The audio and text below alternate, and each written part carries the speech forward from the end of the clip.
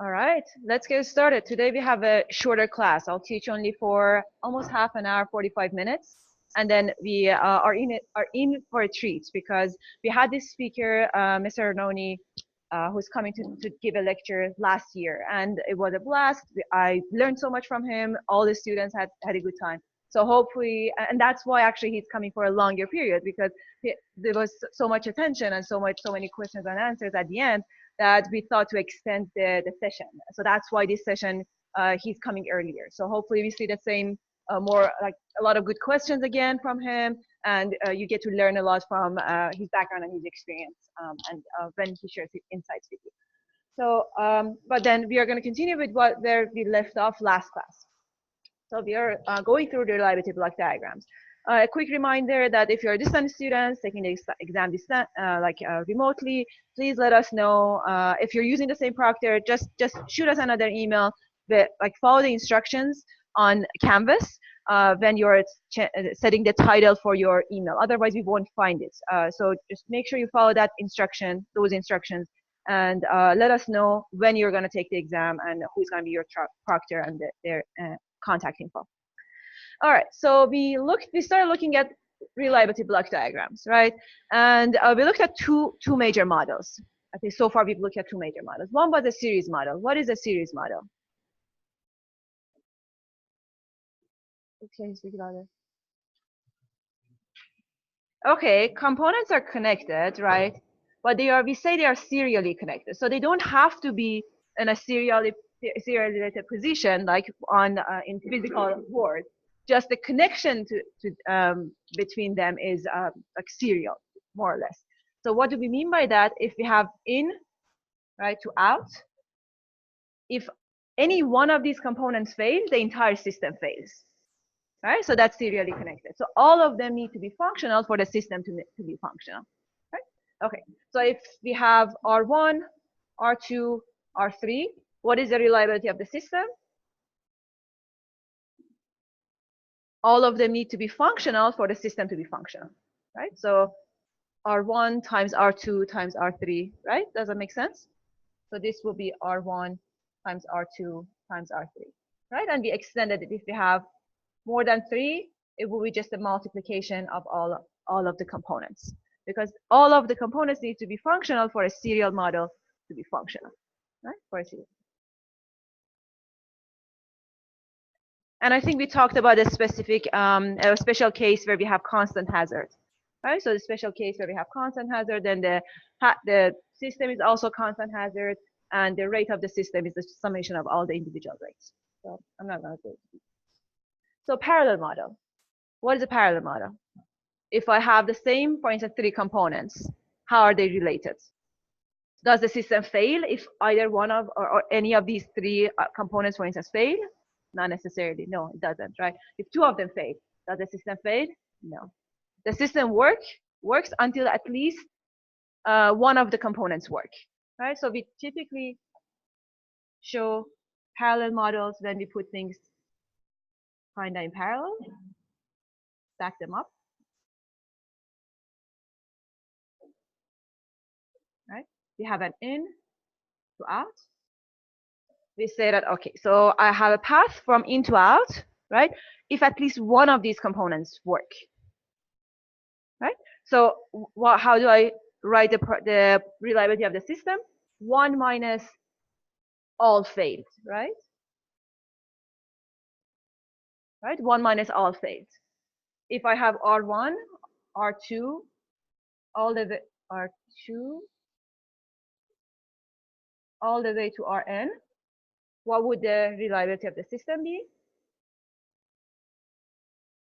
1 minus everything failed. Anybody wants to help me? 1 minus 1. Excellent, exactly. So this is the probability that all of them are failed. And I'm saying all of them, right? So that's why I'm saying 1 minus R1 times 1 minus R2 times 1 minus R3, because I'm ANDing, right? So it's just AND that, AND that, AND. So I get to multiply them. And then 1 minus all failed is at least one is working. So that will be the reliability of the system.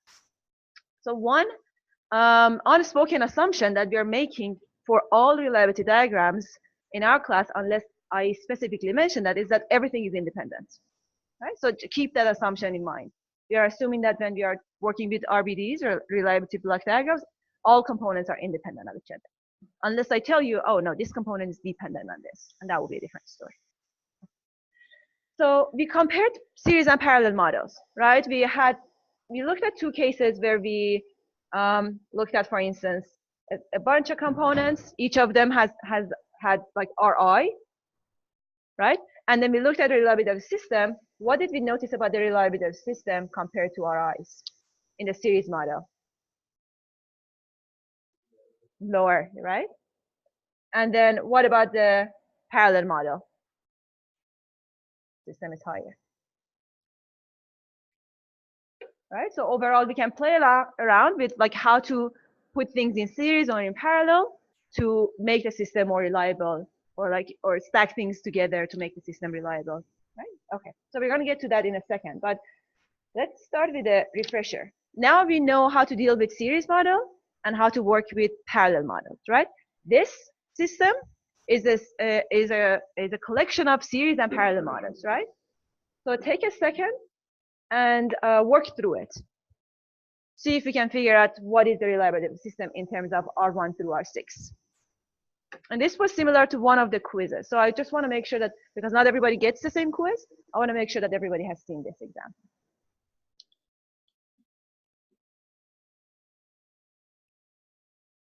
Let me know if you have any questions.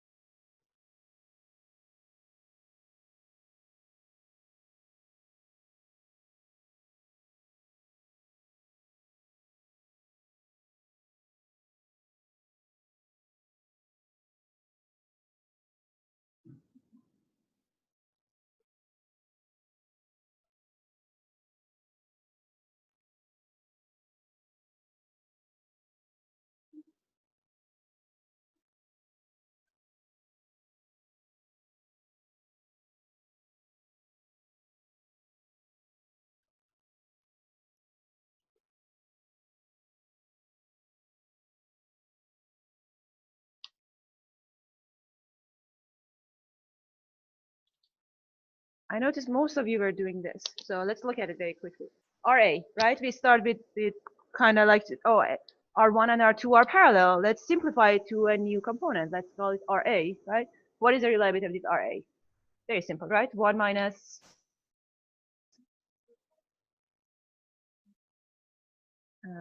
R2, exactly. All right.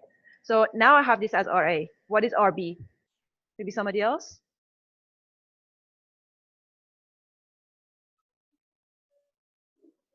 Exactly. Okay. Then we have RC on the other side. Somebody else? Perfect. Okay, now we put everything together. So what's the relative system? You have B parallel to C, and then that in series with 6, right? Anybody want to take a stab?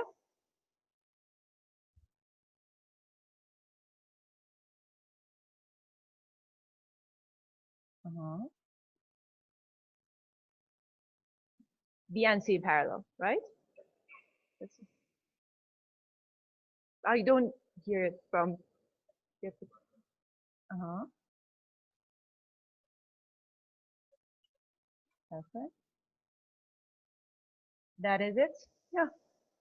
So you can essentially you can analyze a very big model now, right? By just looking at parallel series systems together.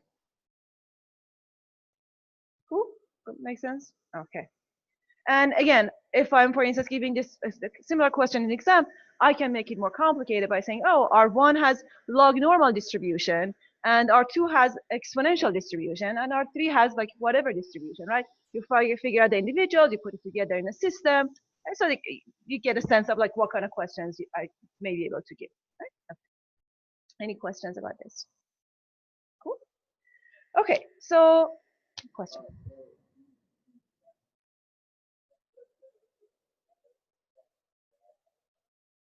No, yeah, it's fine, but probably, I mean, most likely I will ask for a particular number. So I tell you that what is the relative system at in like in 100 hours. So you have to give me back one number. Yeah. Okay. So high level versus low level redundancy. What do I mean by that? So you can, when you're putting things in parallel to each other, right? You can parallelize the components, or you can put together a system and put the system in parallel with itself. Right? So let's see what I mean by, like in an example. Let's say I have a system like this, AB, right? Low level will be, oh, I put one A parallel to A, and then one B parallel to B, right? So low level would be, I'm putting another A, making it parallel to A, and then I'm doing B parallel to another B. Right? Essentially, I doubled my number of components. I put each one in parallel with the corresponding component. Right? Okay. But I can do it differently too, right? I can put a complete parallel of the system, right? But I can parallelize the system by itself. So I can set it up like this, like AB with another AB. Okay. I'm exactly using the same number of components, the exact same types of components. So I can do it two different ways. That is why right now I'm doing two different ways. Okay, question. Do you think there's any difference between doing it these other three ways? Which one may be better, which one may be worse, or are they exactly the same? Because the components have the same four components, the same exact reliability.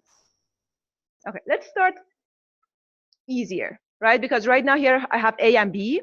Let's assume all components are the same, right? All of them have reliability R, right? All of these four components I showed last slide, they have reliability R. Calculate with R, calculate low-level redundancy and high-level redundancy, and then tell me what's the difference. If there's any difference, if one is bigger or the other, or the, let's figure it out. So you essentially want to give me R of low, R of high, and then so some kind of comparison. To refresh your memory, low is this, R, R, R, R. High is when you put the system in parallel to system.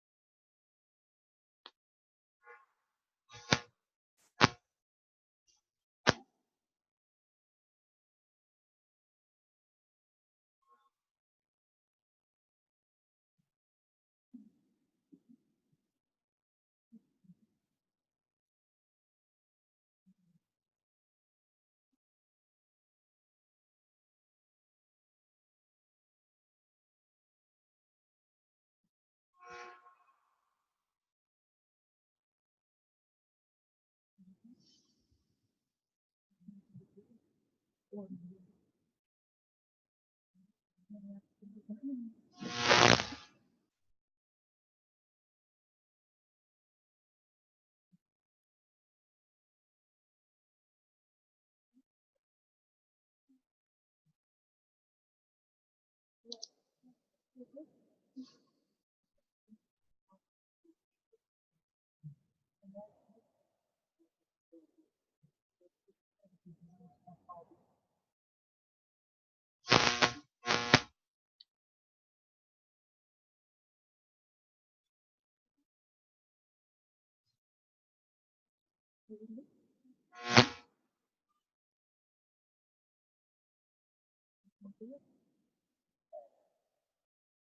don't go with A and B. Go with R.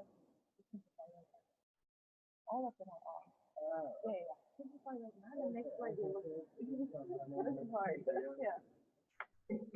Yeah. For this one, assume there is no A and B. Everything is R because it's gonna be simpler. Next slide, we're gonna look at A and B. Yeah, I saw a lot of you are doing A and B. That's gonna be difficult. Just assume that all RA is equal to RB.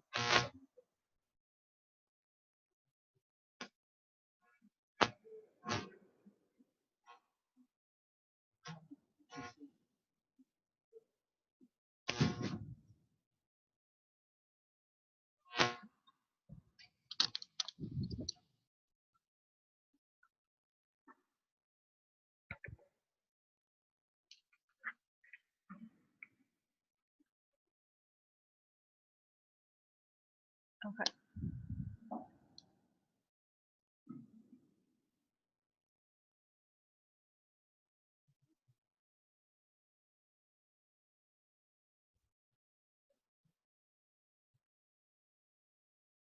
Anybody has an answer? Which one is bigger or are they equal? Not done yet? Low level is bigger. Yeah.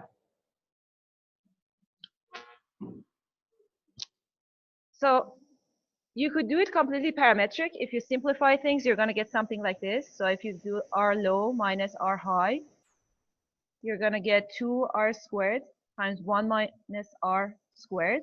And this is always greater than or equal to 0. You could also like try it at a couple of points to just get a sense of which one is bigger. Like for instance, for R equal to 0.8, R equal to 0.9, to just get a sense. I know that that's not like always the case that like one is always bigger than the other, but at least you could try it that way too. Okay, so low is better than high in terms of reliability. Okay, but let's think about it. Why? So we can obviously calculate it, right? It's easy. Let's think about it. Why? Okay, I have top, I have low, right? Here I have low, here I have high.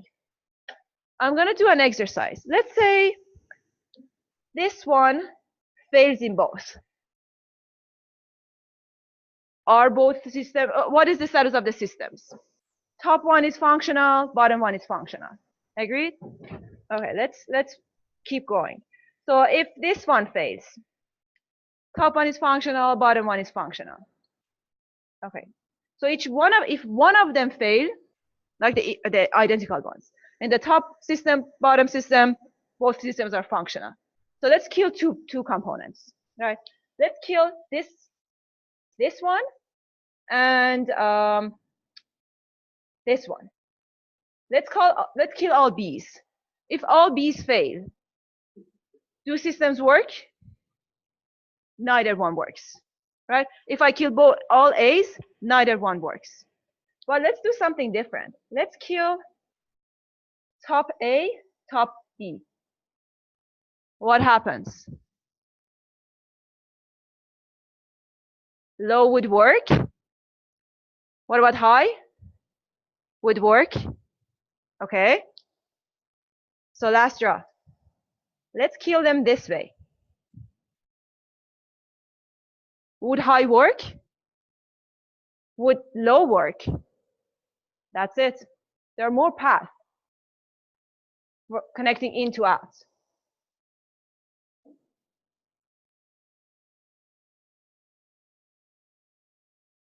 Right? So that given the same values, top has the higher reliability.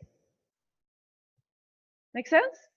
So we are looking at the number of paths that connect into out, right? For the bottom one to work, you need a path from through this or through this, right? For the top one to work, you can have a path through this, you can have a path through this, or you can kind of go zigzag through this or through this. Like, you get the idea, right? There are more paths connecting into out in the top one. So that is another intuition behind why low redundancy is better than high redundancy, higher reliability. All right. So let's do calculations. So here I'm giving you 3 components. I'm asking you to calculate. So we have intuition now. We know low redundancy is going to be better than high redundancy. Let's calculate it for this case.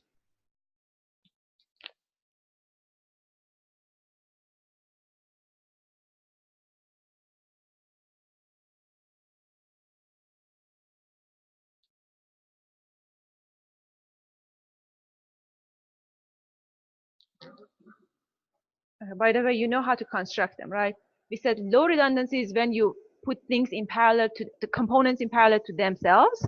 High is when you put the system in parallel to itself, right? So low will be something like this. This will be low. High will be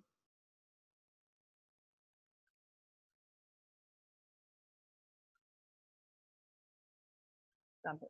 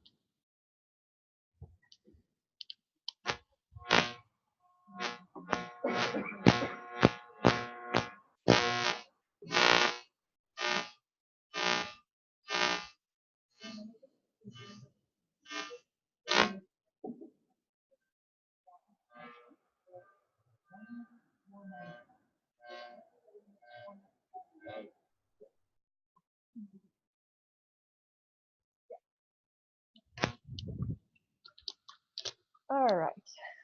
So low. Anybody wants to walk me through it? Low? Go for it. Uh-huh.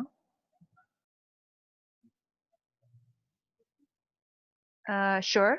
Exactly. Okay. Square. Exactly. 0.9. There we go. 85 squared. Okay. Perfect. So what did you get? I got exact. got the same thing. All right, what about high? Somebody else? High? No take here? Mm-hmm. Mm-hmm. Just go with numbers. Mm-hmm. Mm-hmm. Okay. So, okay. And then squared. Squared, yeah. And what did you get? Perfect. Yeah, up to 9 is good. Okay. So as expected, high is lower than low, right? Lower than C is better. And by almost a lot, right here, by a lot. Yeah? So we're taking advantage of low redundancy. Same component, same cost essentially. That's right. Same everything. So okay. All right. So there is another system, type of system that you already know how to calculate. You may not just know the name of it. It's called K out of N redundancy, right? So this system works if at least K of the components, K of the N components work. So you have a system with N components. The system works when at least K of these components work. Okay. So let's say K is 1. What does that mean? This is ultimate redundancy, right? Have N. Nth one can fail, N minus 1, minus first can fail, N minus second, N minus third, N minus fourth, N minus, like all the way just to the last one, right? So this is ultimate redundancy. I have so we have one component that has to work, so you have N minus 1 that are redundant, right? So you have a lot of redundancy built into the system. What if K is N? So I have, so typically I draw K out of N systems similar to parallel systems, just visually. So I draw them like this. So I have N of these. And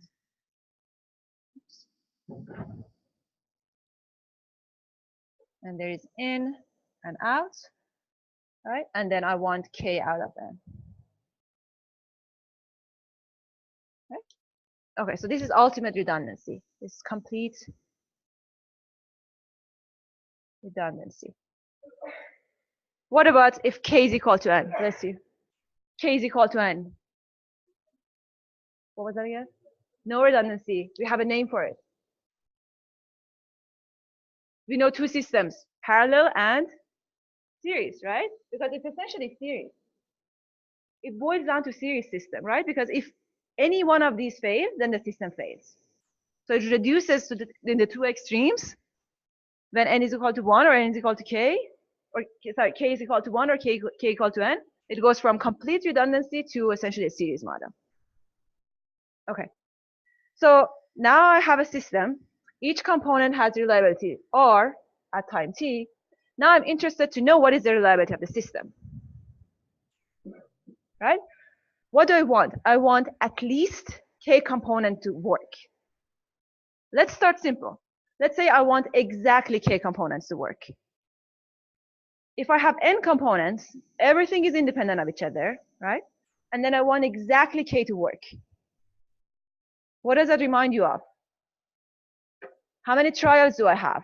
The trials are independent. Each of them can result in failure or success, right? With a certain probability, which is the reliability of the system. This is binomial, right? So if I wanted to have exactly K, I would say N choose K, reliability to the K, unreliability to the N minus K, right? This is exactly K. Agreed? Make sense? Okay. So this is exactly K. With K out of N, I want K or more. Right? So it's just a simple summation. So I'm going to sum over I from K to N, and I'm going to just change my index to be I.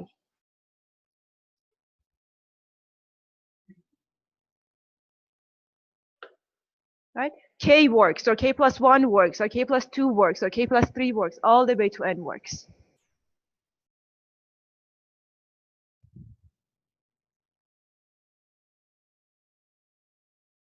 sense? All right, so let's look at one example together. So we have a system requires 3 out of 4 main components to operate. Each engine has a reliability of 0.97.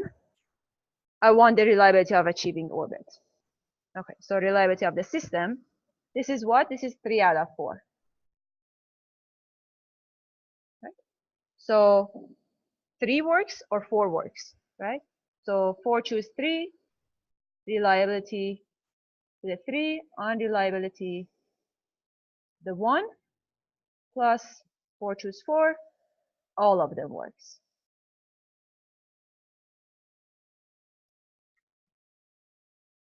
Right? 3 or 4 should work because I have a 3 out of 4 system. Okay. So if you want the final answer, the final answer is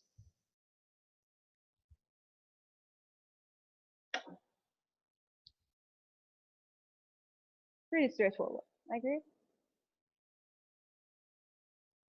Okay, so no questions about this. All right, now it's your time to practice. So here, figure out what is the system that I have. Figure out what is the reliability up to the point that I'm interested in, given the information, and figure out what's the reliability of the system.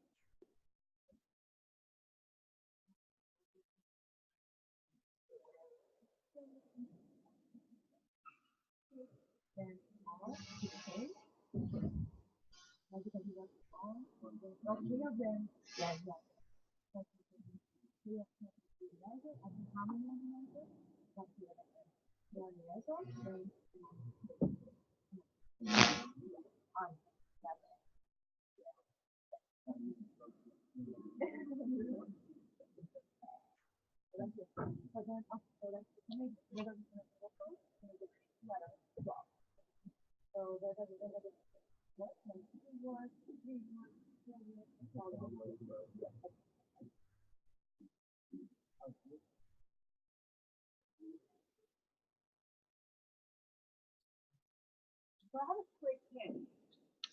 If you go forward, if you kind of try to calculate it 2 out of 12, it's a 2 out of 12 system, obviously, right? So it works if 2 works or 3 works or 4 works or 5 works or 6 works, right? It's like until 12. Like what if I gave you instead of 2 out of 12, I would give you like 2 out of 50, right? Or would you want to sit down and like sum up like 50 or 48 numbers? No. So you can use complements, right? So it's if you want 2 work or 3 work or 4 work, it's like it works 1 minus none work or 1 work. Does that make sense? So use the complement.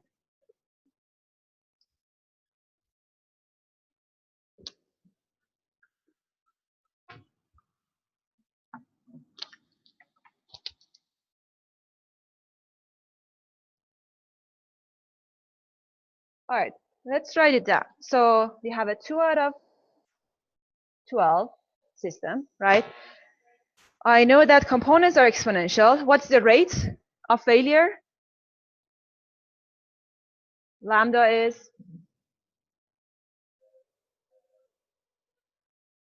what? 100. Okay. And then ADR emission. Right. So first things first, I'm going to calculate the reliability of the components. Right. So reliability of the component is going to be e to the minus AD over 100. And this is 0.449. Okay. So reliability of the system. Right. 2 out of 12. So I goes from 2 all the way to 12. 12 choose I. Reliability to the I. 1 minus reliability to the 12 minus I. Right? So this will be 2, 3, 4, 5, 6, 7. Oh God, I don't have time for that, right? So, but then what are we missing? 0 and 1. Right? And we know they add up to 1, right? Because this is plurality of all individual. Think about like maybe second session, right? If I'm breaking my state space into individual components, all of the components, they add up to 1. So I know this is 1 minus none works minus 1 works. Okay, that's much simpler. So 1 minus 12 choose 0, or 0, 12, yeah, 12 choose 0, 0.449 to the 0, 1 minus 0.449 to the 1, minus 12 choose 1, this thing to the 1, and 1 minus that to the 11, right? So this is the final answer if you want to double check later.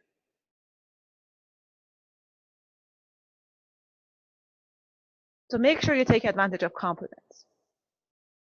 It makes your lives easier sometimes.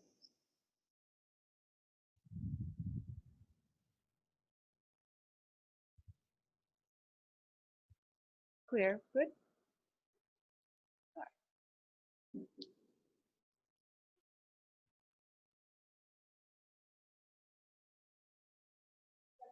Yes.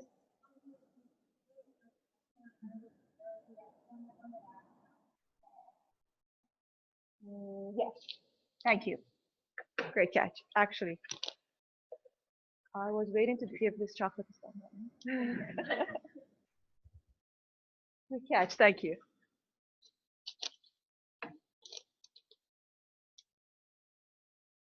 All right. So if components are exponential, then we can easily find closed form expressions for expectation. So if they're exponential, x goes from k to n choose x, and then e to the minus lambda t to the x is reliability, and this is unreliability to the n minus x, or n minus I, whatever your counter is. So the good thing is your expectation, which is generally not that easy to calculate, in this case with the failure distribution being exponential, it reduces to this equation. So 1 over lambda plus the summation of 1 over x's. We have a closed form for that expectation.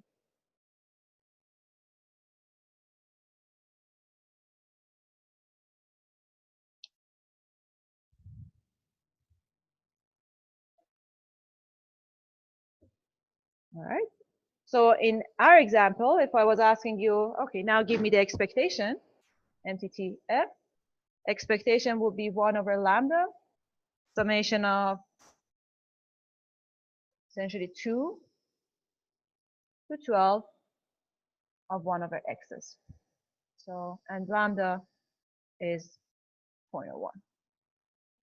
Okay, so this will be 210. That's it. So this only happens for components being constant failure, having constant failure rates.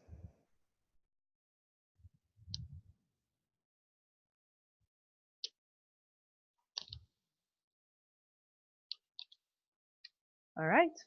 Any questions?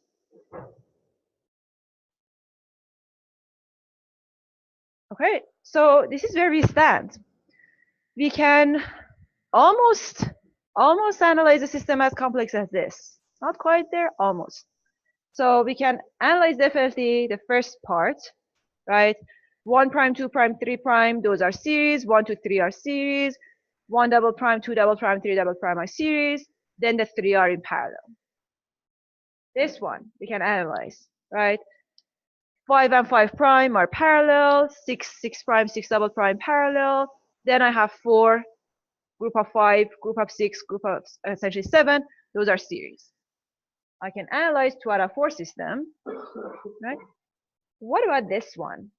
This one is very curious. It doesn't look like series. It doesn't look like parallel, right? So we have a link network with a complex configuration. Our speaker is here, so I want to give you like 5 minutes to stretch and get ready for his talk.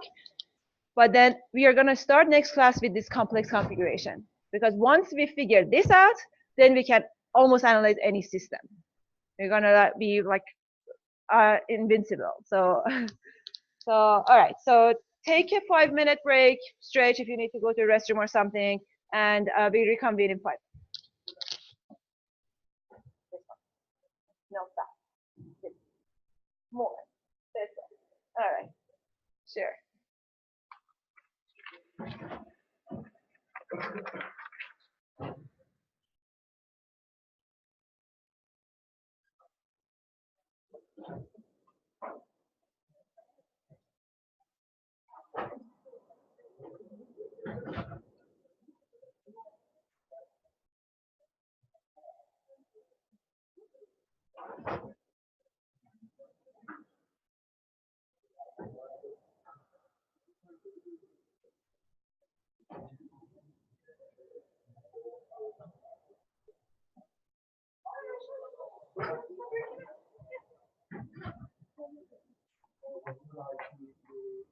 I'll go get it. I'll go get it. Yeah, thank you.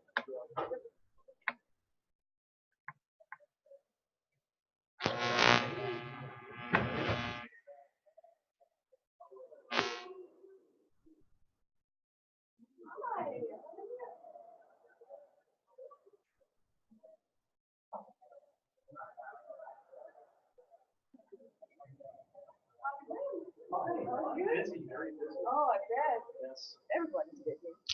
Yeah, so I told the class that you're coming back because you were exceptional and like you're in it for a treat. So I'm very excited. I'm honestly very excited about this talk.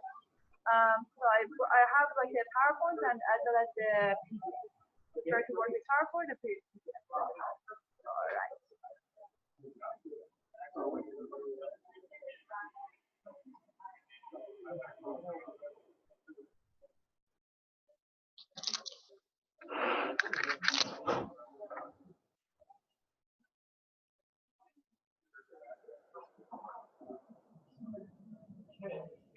So I changed it up a little bit from last year. Perfect. Yeah.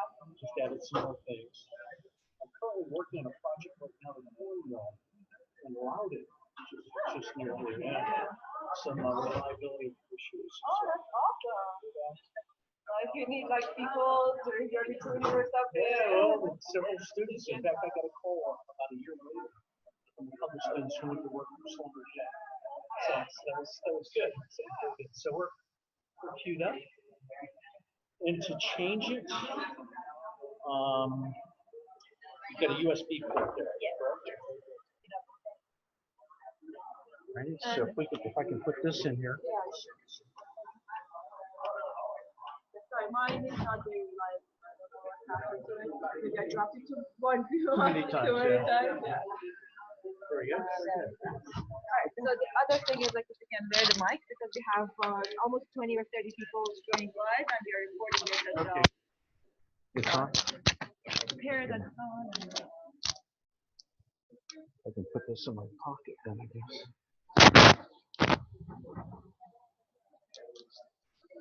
Not the fanciest mic of all, sorry about that. Let's see if we can do it up here. There we go. So how have you been? Good? Pretty good, yeah. Good. Pretty busy, but surviving. Yeah, excellent. Very good. All right, let me put this down here so I don't forget it.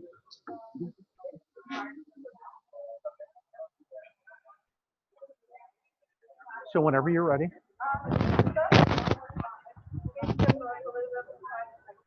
Okay.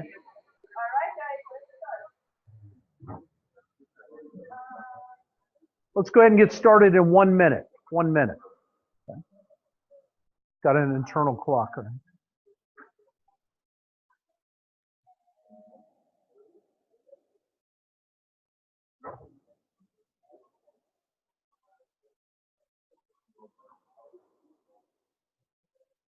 Alright, as I said, you're in it for a treat, so pay attention and there are also like opportunities for audience. Okay, okay, great. So get your resumes ready. So, reliability engineering is very busy right now. How many people in here are interested in reliability engineering? Okay, interest. How about maintenance engineering? Maintenance, okay, good. And how many people aren't sure yet, undecided? Pretty much everybody else that didn't raise their hand. Okay, great. So everything I learned about reliability engineering, I learned when I was in the United States Navy for 20 years, 4 months and 6 days. Has anybody in here seen the movie Top Gun? Okay, that's what I did. I was an F-14 pilot. So reliability, equipment reliability is something very important and dear to me because I had to get in the equipment to operate it. And I needed that thing to do two things, right? Go off, take off the aircraft carrier, then what? Hey, I'm gonna add a third thing to that. When I pulled the trigger, what did I want to have happen intentionally?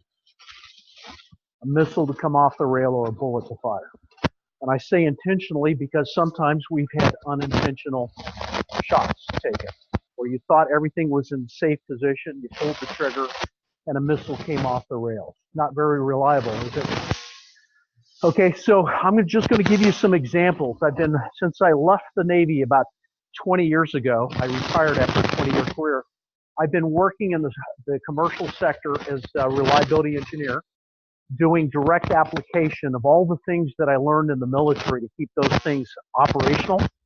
We help manufacturers keep their equipment reliable so they're able to produce. Okay, so I'm going to share with you some of the lessons I've learned over those years and maybe give you some like applications from the textbooks and the learnings you've been doing and give you some ideas of how that applies. And the other thing is that for a reliability engineer, you walk out the door, you're in high demand right now because, and I'll explain to it as we get more into the presentation. Okay, this is a definition of reliability according to ISO 55000, which is the international standard for engineering. Okay, so the first one up there is asset reliability. Probability an asset's going to perform at its desired rate and design quality, okay, for as long as you need it, okay? Under known conditions, that's a key there. We always say in reliability engineering, a pump's a pump, a motor's a motor. They don't know where they are. But in some operational environments, there are different ways that they can fail. There are new failure modes. For example, if you're operating in the freezing environment in Alaska, frozen lubrication could become an issue. So then we have to find ways to compensate for that. Okay. Number two, asset performance, the state of an asset operation that adds value to the organization. We call that return on asset value. Okay. So if your equipment isn't running because it's breaking down all the time, is that adding value? No. Especially today, in today's environment, when most manufacturers are sold out. You know what sold out means? As much as they can put out the door, they've got people that want to buy it. I was in a garnet mine 2 months ago doing an assessment. Any process engineers in here? Anybody study process engineering? Okay, gimbal walks. Anybody know what that is? A process walk. You walk the process line, and what you're doing is you're looking for the assets and looking for anything that's significant to the engineer eye that says, here's opportunity. Like one of the things I do is I'll come over and I'll touch the wall. If I can feel the wall vibrating, what does that tell you? There's a piece of equipment, a motor out there that's running and it's not aligned properly. That means that the bearings will be failing here pretty soon and you'll have a catastrophic failure. Okay, if you, the noise, the sound, if you can hear high frequency sound, it's probably indicative of air leaks. And there's hundreds of thousands of dollars lost every year from air leaks. And they'll ask the reliability engineer to put a case together to buy new compressors and put in new lines when all you have to do is fix the ones you got and capture all that wasted money that's going into the atmosphere. Okay, and finally, asset accountability, the responsibility for an organization for asset performance. So all three of those things together, it's not one, it's not two, it's all three have to be there to keep an organization running. In North America, about 80% of the manufacturers don't do a very good job of this. The other 20% I will never see. The best I can do for them is train them, teach them something new, but they're good at putting all three of those together. The other 80% are the ones that'll be looking for reliability engineers to come out and help them figure out the secret for getting those in place and making them work and integrate them. Okay, does that look like reliability to anybody in here? Okay. Maybe? How about that? Does that look like asset accountability? Let me tell you this. I was at a site doing an assessment, okay, to find out where their maturity was on their reliability and maintenance engineering processes. And I asked the maintenance team what their preventative maintenance inspection compliance rate was. Okay. So that's, you guys know what PM maintenance inspections, you do them on your cars all the time, right? Every 10,000 miles you go in for an oil change and they inspect and change the filters, those types of things. Okay. They told me that their PM compliance rate, meaning they had a plus or minus 2-day window from the day it was scheduled till the time that a technician did the actual inspection, was 100%.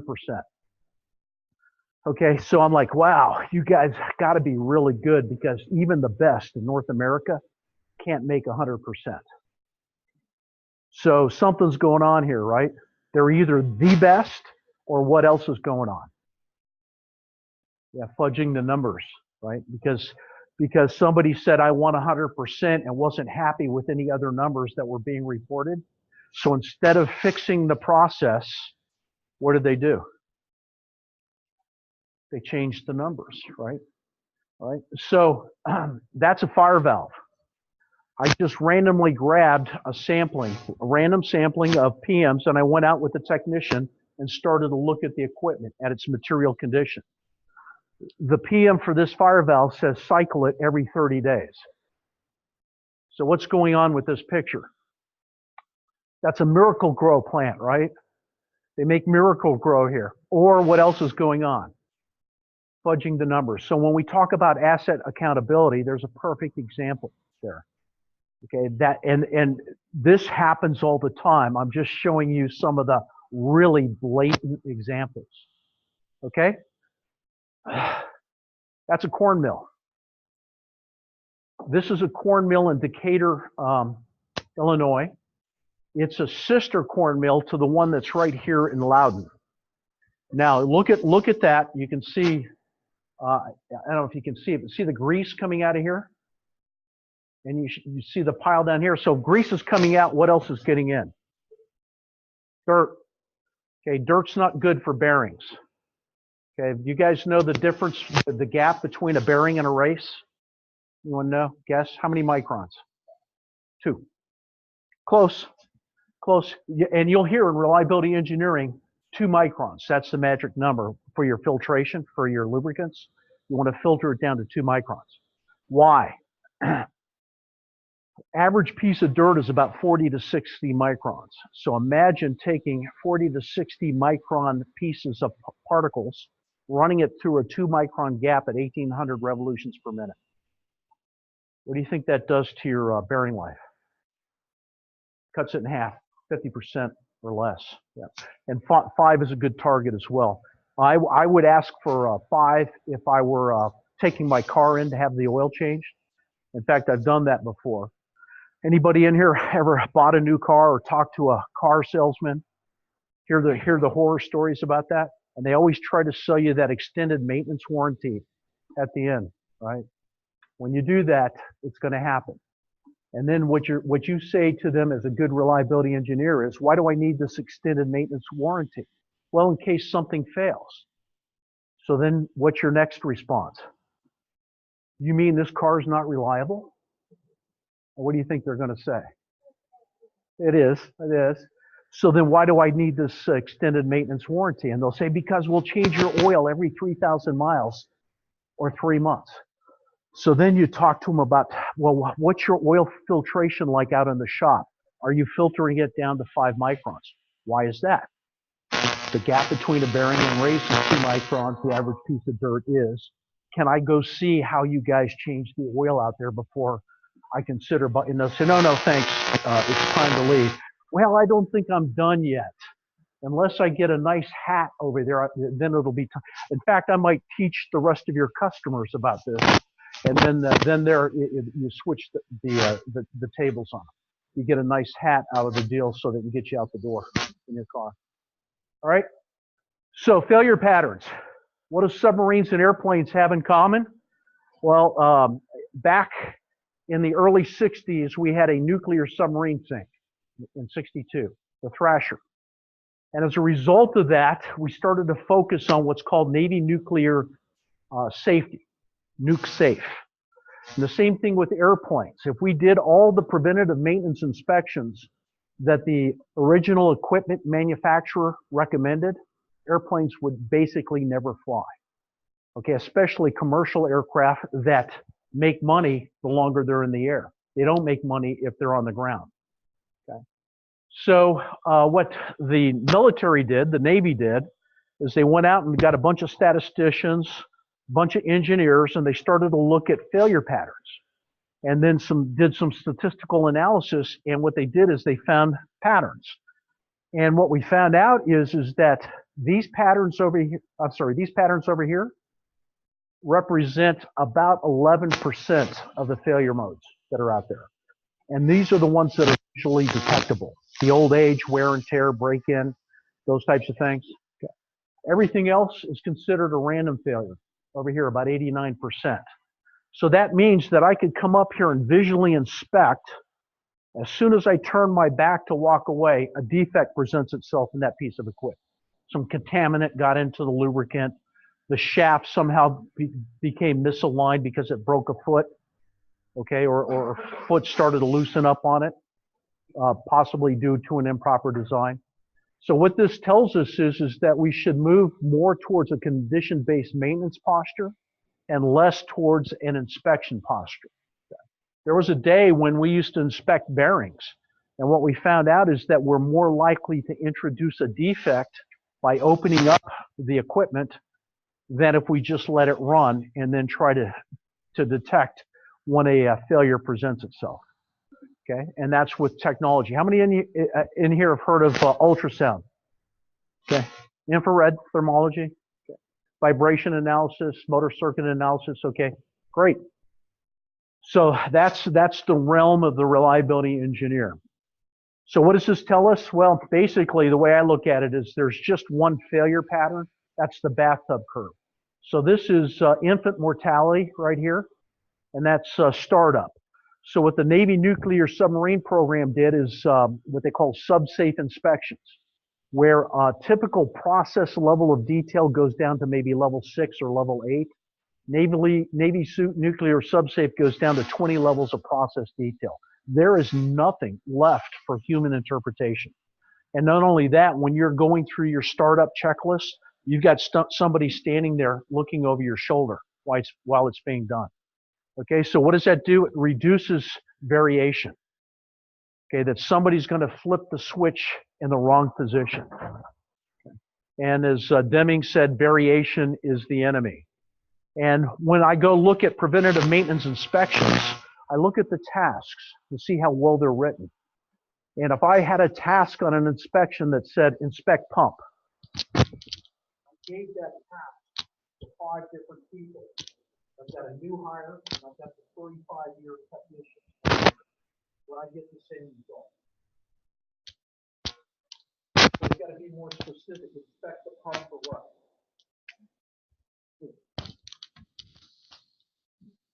What a tail. Thank you. Inspect the pump for what? Leaks. That's the primary thing that we can pick up visually on a pump. So we want to look for no leaks, moisture, drips, and stream. And then number of instances.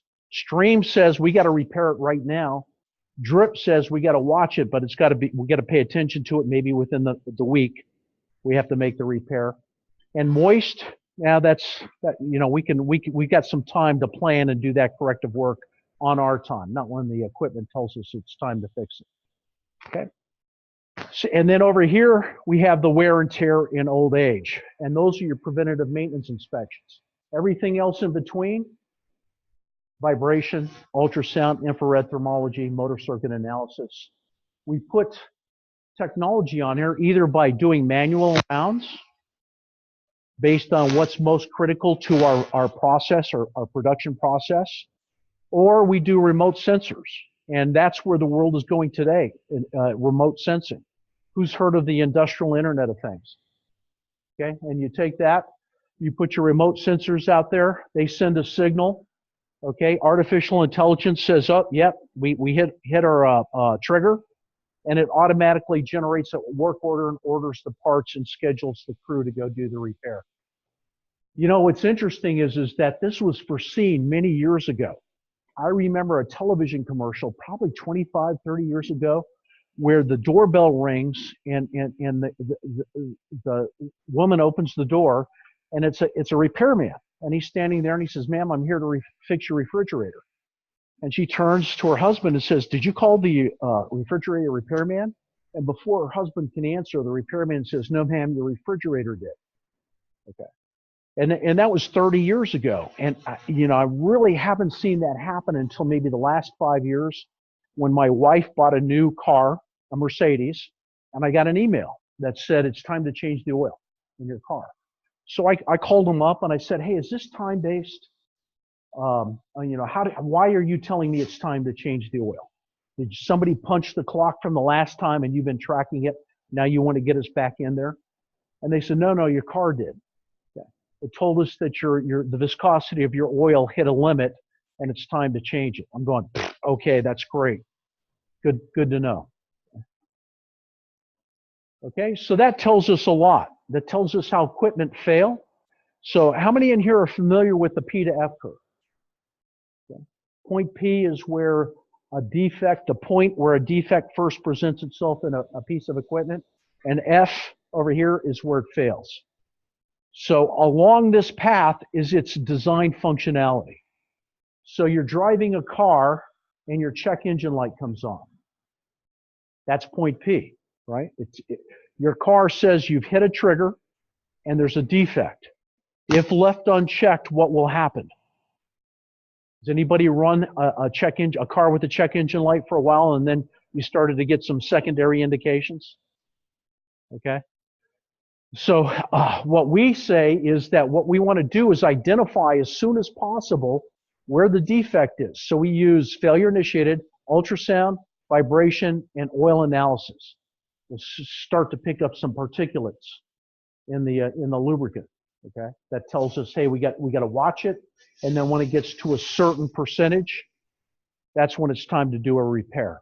So it gives us time to plan, get the part, and look at our schedule and make the repair when we want to, not when the equipment wants to. Okay? And that's typically down here. So the earlier we can detect it, the more time that we have to plan and do the repair. The later we wait, what happens? Start to get the secondary indications: audible noise, constant touch, vibration, loose. The loose bolts are starting to loosen up. And I've actually seen plants where, you know what they'll do? They'll say, oh, the motor's hot. Let's measure the temperature. When the temperature starts to increase, that's when we'll consider changing the bearing. Let's put a couple squirts of grease in there. What did it do? The temperature came down about 10 degrees. Okay, keep watching it. And then the next thing you know, on the night shift, you have a catastrophic failure, and it shuts the line. That's the game that you play when you get to this part of the PLF. And that's where 80% of North American manufacturing operates. Now I'm working with a core milling operation, and they're really good. They've got technology to deploy, and they'll find defects up here. And you know where they're correcting them? And around in here. They're watching it. They're watching it slowly heal. That's like when my wife calls me up and says, the check engine light just came on in the car. How much longer can I drive it before I have to take it in to get it fixed? I don't know. Predictive maintenance, that's a misnomer. All it means is you can predict that it's going to fail. I can't tell you when. So as I'm driving my car, the check engine light comes on, and I continue to drive and start to chug a little bit. And then I notice that I've got my cruise control set, and the RPM is coming up to maintain the same speed. Then my cruise control can't adapt. It kicks off. I can't engage. I have to manually put the pedal to the floor to keep up with track. Then the chugging starts to increase, and then I start to get a smell, and then the insulation is starting to get hot. And then what happens? Cars are getting sales on the road. What we know is that catastrophic failure costs 10 times as much, it takes 4 times as long than if you repair it in this way about right here. Okay, wow. I'm gonna have to staple it on here. Yeah. Okay. Can you hear okay? Thank you. All right, so I should look over here occasionally. Yeah. Yeah, there's your mic. Okay. Alrighty, so P to F curve. That's what reliability engineering. That's what we look at when we go into a organization. How good are they at managing their position on the P to F curve? So we want to identify the defect, and then that gives us time to plan the work, the corrective work, to order the parts, to make sure that we've got the crew available. And then when we're ready, when we have a stop in the production run, we can do the repair. If it fails down here, then what happens is, whether we want to or not, we have to stop production in order to do the repair. A study was done about 15 years ago where they looked at 30,000 work orders of work that was identified up here, defects up here, but the equipment was run to failure.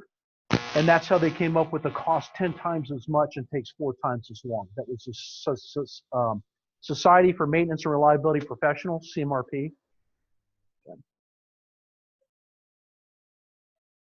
Okay. This is where the current maintenance posture of the corn milling organization. They have 3 plants that I've looked at so far. They find the defects up here, but they're not repairing them until here. That's good. Most of the time, it takes a lot of effort to get this part of the program established. It's in place. What's missing now is their ability to do the corrective work once they identify it. And that's process-based. I'll give you more information on that as we move into it. Okay, so defects begin at point B. Maintenance lives in the P to F world. This is where reliability engineering has its interface with maintenance. The early identification of asset defects, and it's based on failure modes. The other thing that we do is we go into a process area and do a criticality analysis. Is anybody in here familiar with criticality analysis? Okay, so what you do is you say, and here's my definition of a piece of equipment. A piece of equipment is a bunch of maintainable components in a configuration to provide a desired functionality. So the components are maintainable. The next level down would be the bill of materials, all the parts that make up that component. Okay? Have you ever, anybody bought anything from IKEA? Okay, and when you open it up, you get the directions, and you get your bill of materials right there. It says you should have 6 of these types of screws, 4 of these, 2 of those. Okay, so that would be the bill of materials for a piece of equipment or a component that is configured on a piece of equipment. Okay, so each component has a different way that it fails. And when we do a criticality analysis, I want to know what's the most critical component in here that if it failed, the process would stop, would come to a grinding halt, and it would be very painful for a long time. And you know what the typical response is? It's that right there. And I go, why? Because we're always fixing it. And then you say, well, if you're always fixing it, does it shut the plant down? No. Well, which is the component that if it failed would shut the plant down? It's that. Well, why isn't that your most critical? Well, it always runs. It never fails. But what if it did fail? What are you doing to mitigate the risk that that's going to fail because of the impact it's going to have on production? And it's amazing. 80% of North American manufacturers don't think that way. Okay, they think the most critical piece of equipment is the bad actor, the one that they're always fixing. So we got a process for helping with that. It's called a root cause analysis. You get in and you start to do a root cause analysis of the failures, and then systematically start to eliminate those causes. Okay. So what a reliability engineer is doing is making sure that we're having good early identification of defects and handing it over to maintenance for the repair. And then we're finding ways to extend that I to P interval. I is the installation, the startup or the commissioning, the installation of a new piece of equipment. Okay, and a lot of commissioning programs are really, really poor. Project engineers will come in and they'll install the equipment and then just hand the keys off and say, here, you got it. And then the question becomes, well, where's the training on how to use it and how to maintain it and how it fails? Oh, that's your problem. They don't account for it. Okay, it's a functional malfunction where project engineers aren't interfacing with reliability engineers, and we're not interfacing with process engineers. So a good PDM program, 15% of all your work that gets planned that goes on the schedule for next week should be your predictive routes. And those 15% of predictive routes of all your, that means if I've got 1,000 work hours available to me next week, 15% of those hours should be spent with technology going around to my most critical equipment looking for defects. And they should be discovering or uncovering about 35% more corrective work. They'll come back and say, hey, this component, I found this defect in it. Okay, great. Its criticality is low on the list, so we can put that there, maybe get to it in a month or so. This component, it's high criticality. We need to schedule it for next week. We don't have the parts. Okay, great. That's another problem. Letting what parts you have available drive your schedule instead of what's most critical. Okay. So we don't have the parts for that, but we have the parts for this, so let's fix this. And then this fails on us and it shuts the process line down. Yeah, that's another big problem as well. So then your PM programs, another 15% of all your available hours for your craftspeople should be spent on doing visual inspections. Okay, and again, only on those types of things that you can physically see. And what we like to do is have our craftspeople only do the visual inspections where they have to open something up, like take a cover, a guard off, something like that. If it's something like looking for leaks, why can't the operator do that? Okay. When you get in your car to go on a trip, what are some things that you should be doing or looking for before you go on that trip as the operator? Tires, okay, looking for good tread. What else? Or uneven wear on your tread. Inflation. If they're underinflated, what does that do to your gas mileage?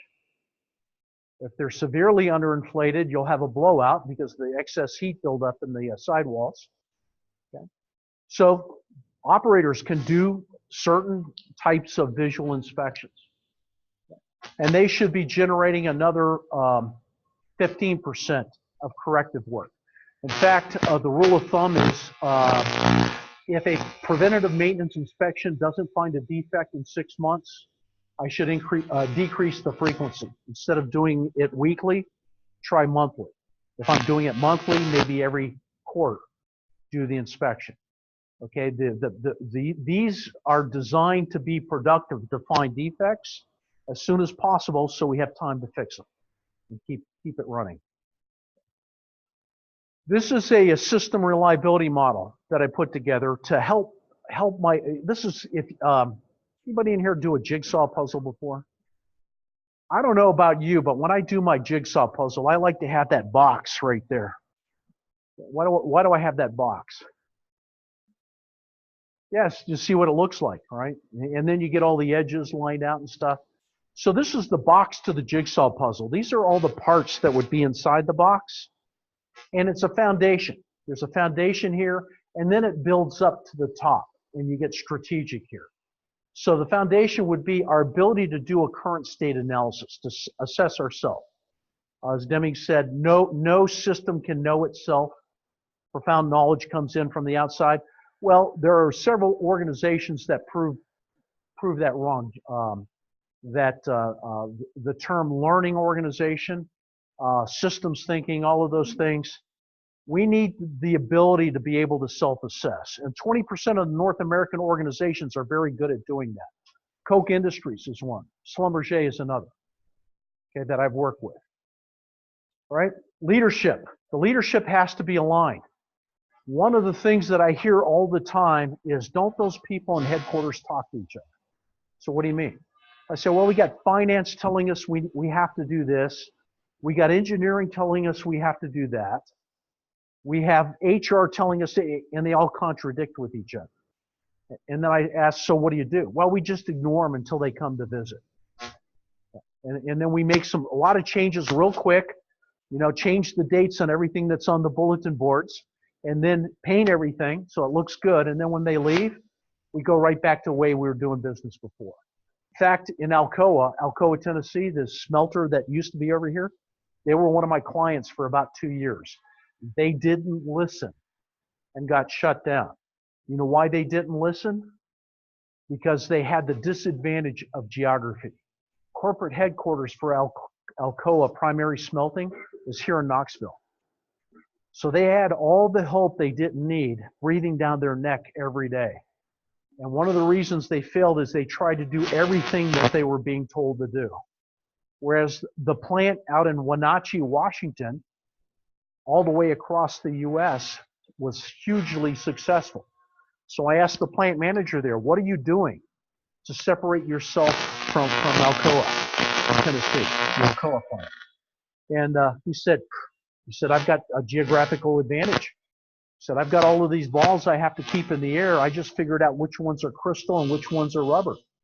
The crystal ones, if I don't do them, they're going to get me fired. I let the rubber ones just hit the ground. Okay. And then when they come to visit, I pick them up and get them up into the, but only the one that's appropriate for the visit. They had a saying in Alcoa that the vice presidents from corporate thought that aluminum smelled like fresh paint. Because every time they came to visit, they painted everything. Oh, man. And they were all bean counters. They stopped promoting engineers and started getting more into the finance. And it kind of flipped the organization upside down. So that's one of the other things that we got to look for is what's the degree of leadership alignment? Are they tuned in to the process and operating all the way down to the return on asset reliability? If not, that's a huge gap that has to be closed. Organizational structure. Are they structured for reliability? A lot of plants don't even have a reliability engineer. Or they don't have a maintenance engineer and don't realize that they should have one. Or they have a planner that's also doing the role of a supervisor, a maintenance coordinator, and a planner. Okay, so they're doing 3 different roles. In another plant that would be proactive and best in class would have one individual for each one of those roles. And what I hear is, how can I increase payroll? I said, I'm not asking you to increase payroll. I'm asking you to eliminate wastes and capture the hidden employees. You got people running all over looking for parts, repairing stuff last minute, unplanned, that's taking 4 times as long. If we can get ahead of the game, you've got a bunch of people in here that are running around doing wasted work. It's not adding value. And well, how do you do that? And that's the magic sauce. That's the magic ingredient. If I take 6 craftspeople and I take one and make them a planner, okay, and here's the number. The average North American wrench time for crafts is 25%. That's 2 hours of an 8-hour day is actually spent fixing stuff. Okay, so you take away breaks, you take away meals, training and meetings. The rest of the time is spent looking for parts, looking for information. Okay, I've seen it where in most of the plants it's this way. I talk to the supervisors and they lament. They say, nobody takes initiative around here. I said, well, what does that look like? Tell me what that means. Every time I want to find one of my technicians, I go to the break room and there they are. So then I observe the behaviors and I hear the supervisor say, okay, here's your work order. When you're done with that, come back and see me and I'll give you your next assignment. If there are any decisions that need to be made, you come and find me and I'll make them for you. Okay. Then the supervisor is too busy going to meetings and putting out his or her fires. So when the craftsperson comes back to say, hey, where's my supervisor? I need my next work order. Or, hey, I need some information on how to troubleshoot this pump over here. Can't find the supervisor, so where do they go? To the break room, right? So we got a lot of culture that gets taught to the workforce because we're in a reactive environment. And you talk to the managers and supervisors and they say, we're always going to meetings to solve problems, but none of the problems get solved. The average for a supervisor is supposed to be 80% of the time on the floor actually supervising. And 20% going to meetings and doing administrative tasks. You know what it is? It's actually opposite that. It's reversed in reactive organizations. 80% of their time is spent going to meetings, putting out fires, and 20% actually interfacing with their people and working. Okay, and then roles and responsibilities. And I'm going to show you a thing that really resonates with manufacturing. When I show them what a reliability engineer is supposed to be doing and what a maintenance engineer is supposed to be doing, and then what a planner is supposed to do, what an operations maintenance coordinator is supposed to do, and a supervisor, and they go, oh my goodness, we don't have enough people. I go, no, you probably have the right number of people. You're just using them inappropriately. Okay, so let's start to eliminate waste. How do you do that? Well, let's take a look at your preventative maintenance inspections. On average, about 30% of the inspections aren't adding any value. They're what we call emotional PMs, where they had a catastrophic failure and the supervisor got yelled at. So the supervisor says, write a PM, and I want that inspected every 2 weeks or every week. Okay? But if you did it, if the reliability engineer were there, would say, but that inspection doesn't address a failure mode. We would be better off. That was a random failure. Here's what we need to do to prevent that from happening again. Yeah. So what we know is that 30% of most PM tasks don't add any value. So if you've got 10,000 hours of PMs that are being done a week, take 30% of those and just throw them away. So how many hours is that? 300 hours? An 8-hour a day? How many hours, how many people did I just buy you by evaluating and optimizing your PMs? How about now as a planner, my sole job is to support these 5 technicians by planning the work, having a really good, well thought out work order and job plans that give you the specs that you need and the steps to do the work, have the parts for you in a kit with the tools and the drawings, and it's right there next to the equipment. So all you do is you get the assignment from your supervisor, you walk over here, and it's ready to work. So if I can get 1 more hour, let's say 2 more hours a day of work out of 8 people, that's the equivalent of paying for the planner and 1 additional craftsperson to do more work. Okay, so it's just organization and structure. And the roles and responsibility is where that falls into. Now, all of that stuff together enables then your asset catalog. Do you know how many plants I go into? 100%. And I've been in hundreds of plants. Don't know what's out in the plant.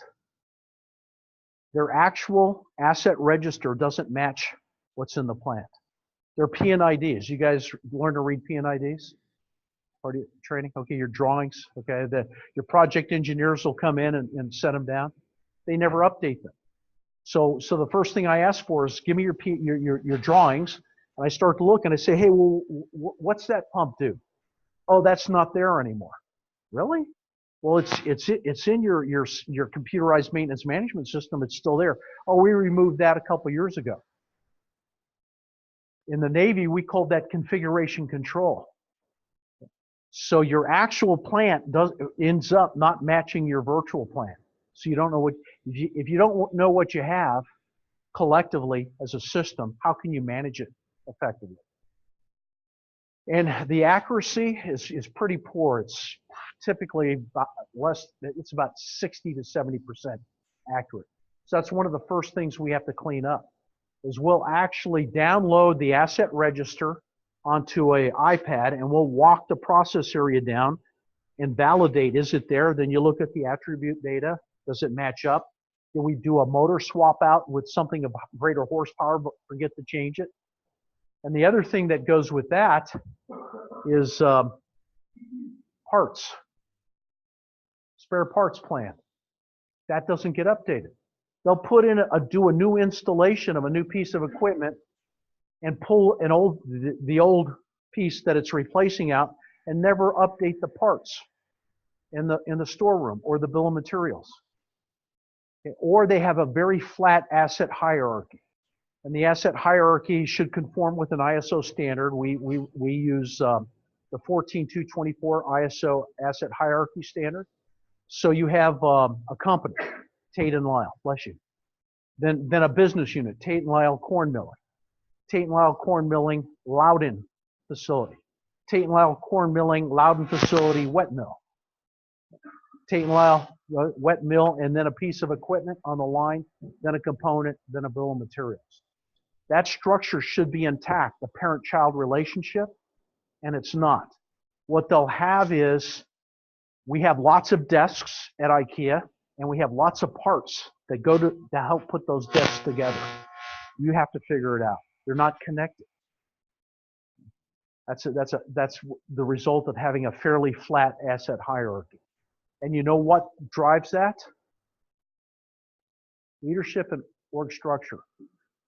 When that asset hierarchy resides in the financial module of most enterprise software solutions.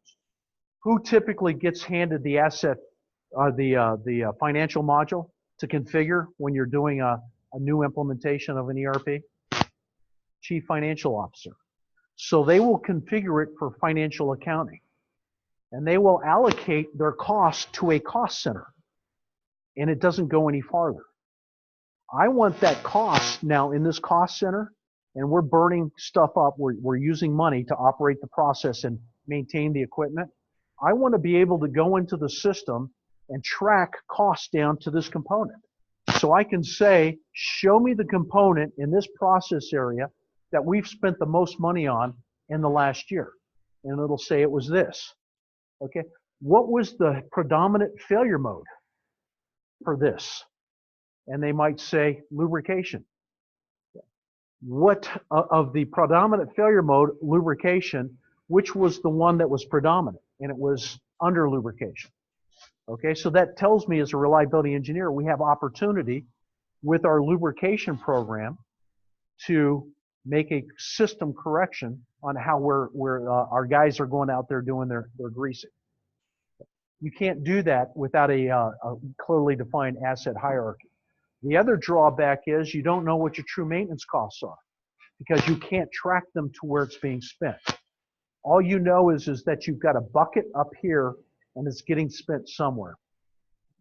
And I look at their numbers, and based on the numbers I'm seeing, they're best in class, but I look out into the plant and you see stuff all over the place, things breaking down all the time, and they're producing under capacity. So the numbers are hidden somewhere and you can't find them. Planning, scheduling, work execution, and review. That's the story of the corn milling operation that I was telling you about. They're finding their defects with technology, but they're not repairing it until it's starting to vibrate, get hot to the touch. Okay, that's because they have no planners. They are working today to fix today's problems. They plan about 18 hours ahead of time what they're going to fix tomorrow. We should be planning at least 1 to 2 weeks ahead of time.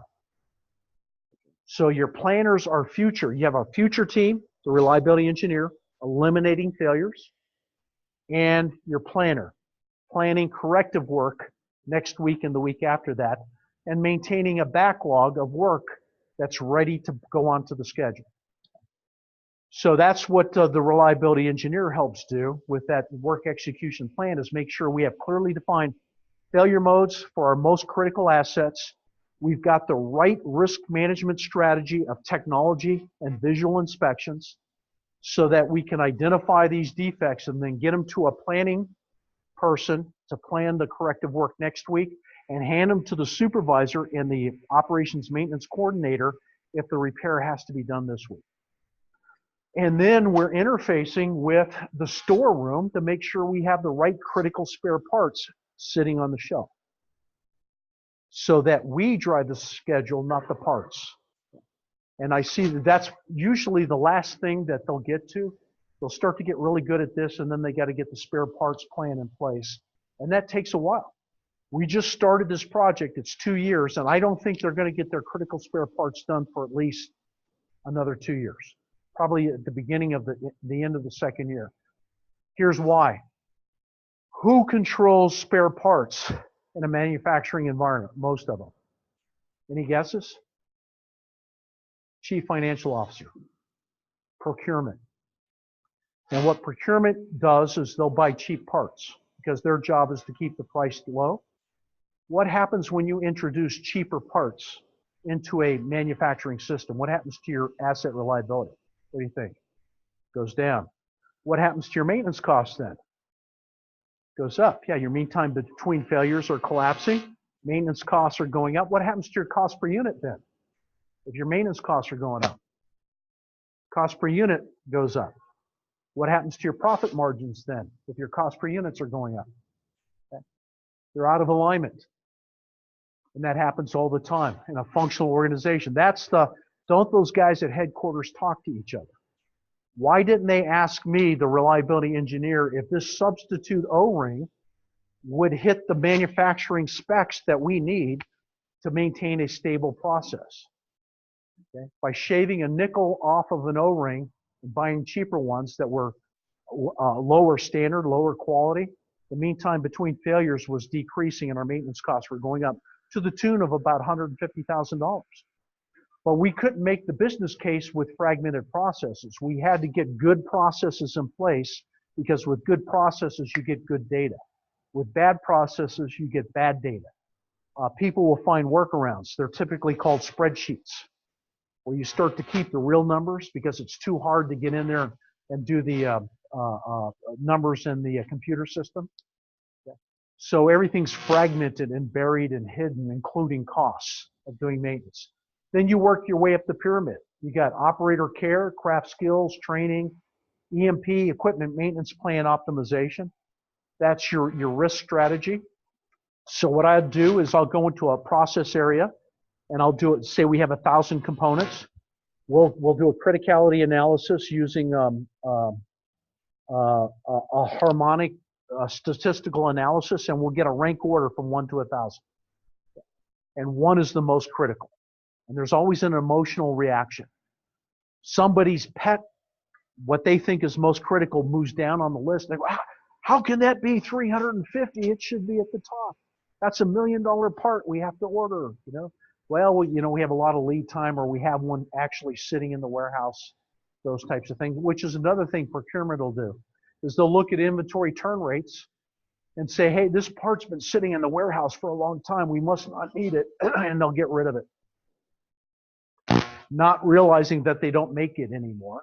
And if it goes down, this critical equipment will shut the entire site down for a month until we have one manufactured and flown in from Germany. Okay, so very disintegrated. That's why we look at that bottom of the pyramid, because that enables us to do all these other things. Reliability engineers typically work from here up, and also the criticality, failure mode, and equipment maintenance plans and CMs. You own that. And then maintenance engineers work from basically here down. Maintenance engineers are looking at the quality of the technical accuracy of the repairs, making sure our job plan library is technically accurate. Okay, looking at why things are failing, helping troubleshoot with the root cause analysis, and some design issues. And design for reliability, that's huge. A lot of defects are designed into the equipment because the project engineers, when they're designing or working with the manufacturers, don't do the design FMEAs. Did you guys learn about design FMEAs at all? When you're designing the equipment, what are the possible ways that it could fail, and how can we engineer it out? Sealed bearings is a design FMEA. We found that the lubrication or changing the lubrication too often was actually contributing to the failures. So let's just seal them, and then when they fail, we'll replace the whole thing. Or when we get a failure indicator, we uninstall it and we install a whole new casing.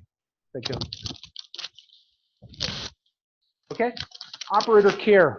In fact, I just got a call last Friday about operator care, and what they were asking was, Mike, can you come in and do operator care? What operator care is inspections, operator inspections, TPM. And we call it CLAIR, clean, lubricate, adjust, inspect, okay, and light repairs. But you have to start off with inspect first and write abnormalities that convert into work orders and some sort of correction occurs. Okay, so what I'll do is I'll say, well, what's your work execution scheduled rate? Of all the work that you plan for next week, how much of it do you actually do? Or are you able to? And they'll say 55%.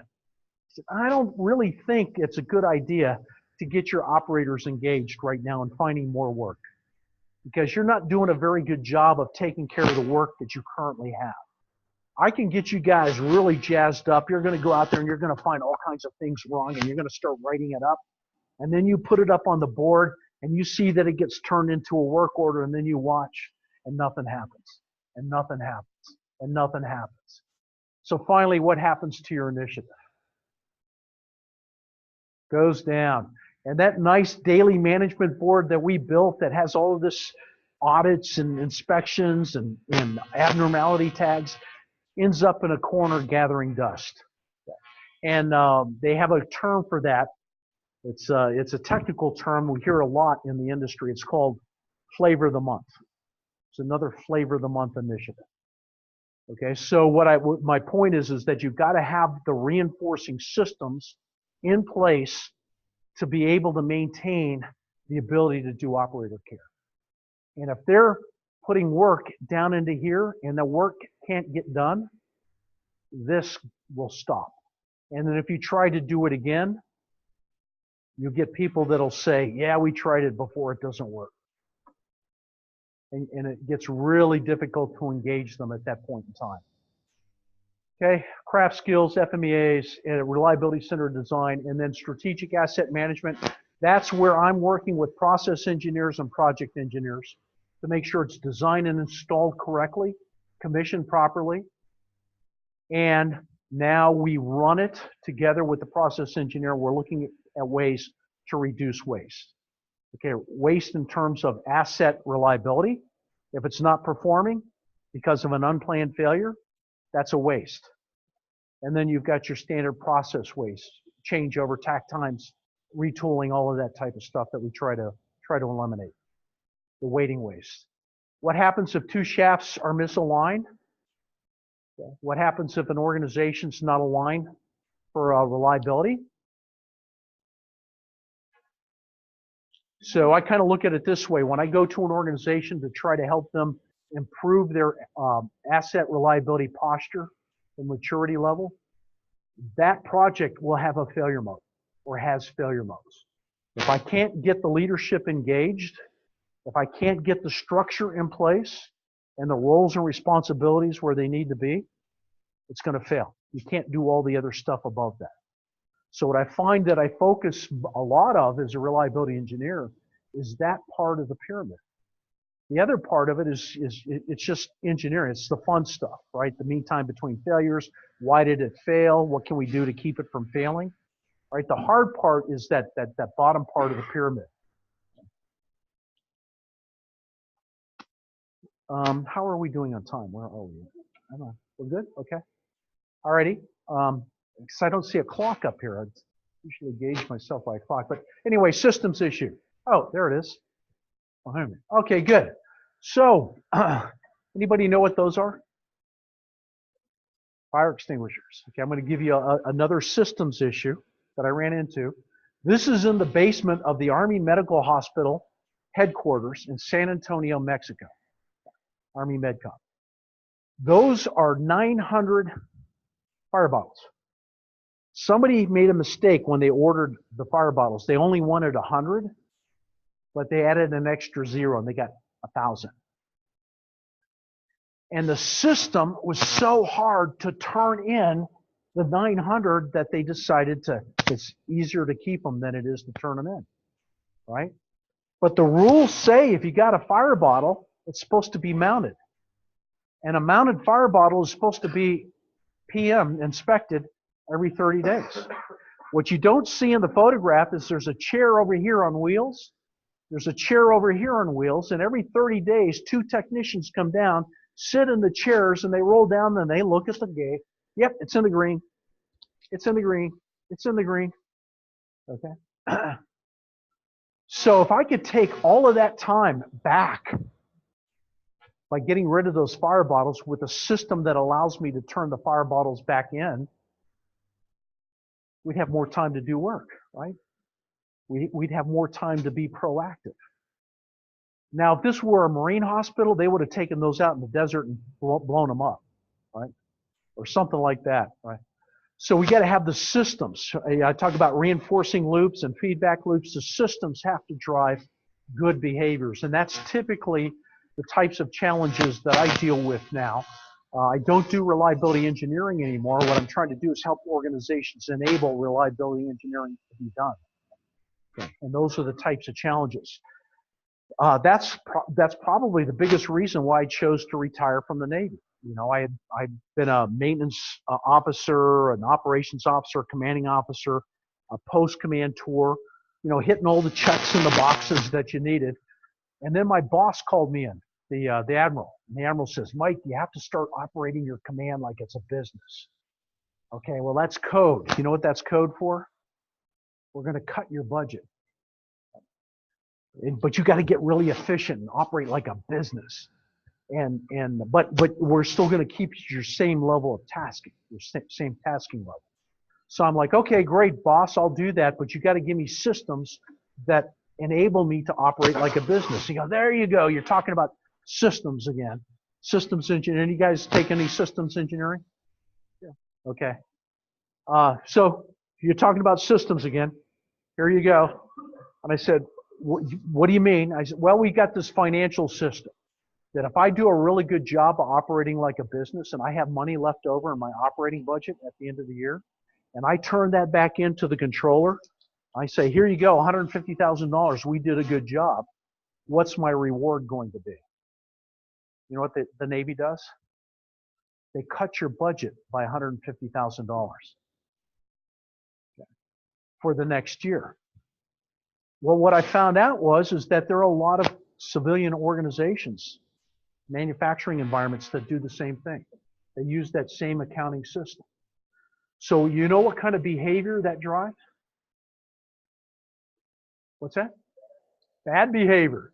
So if I could take everybody in here on a ship behind an aircraft carrier on September 30th, the end of the fiscal year, when we zero out our budgets, and then we go back into the next budgeting cycle for the next operating year, right around 10 p.m., you know what you'd start seeing getting thrown off the side of the ship? Tools, spare parts, desks, computers. Why? Spend the money, use it or lose it. That was the model, use it or lose it.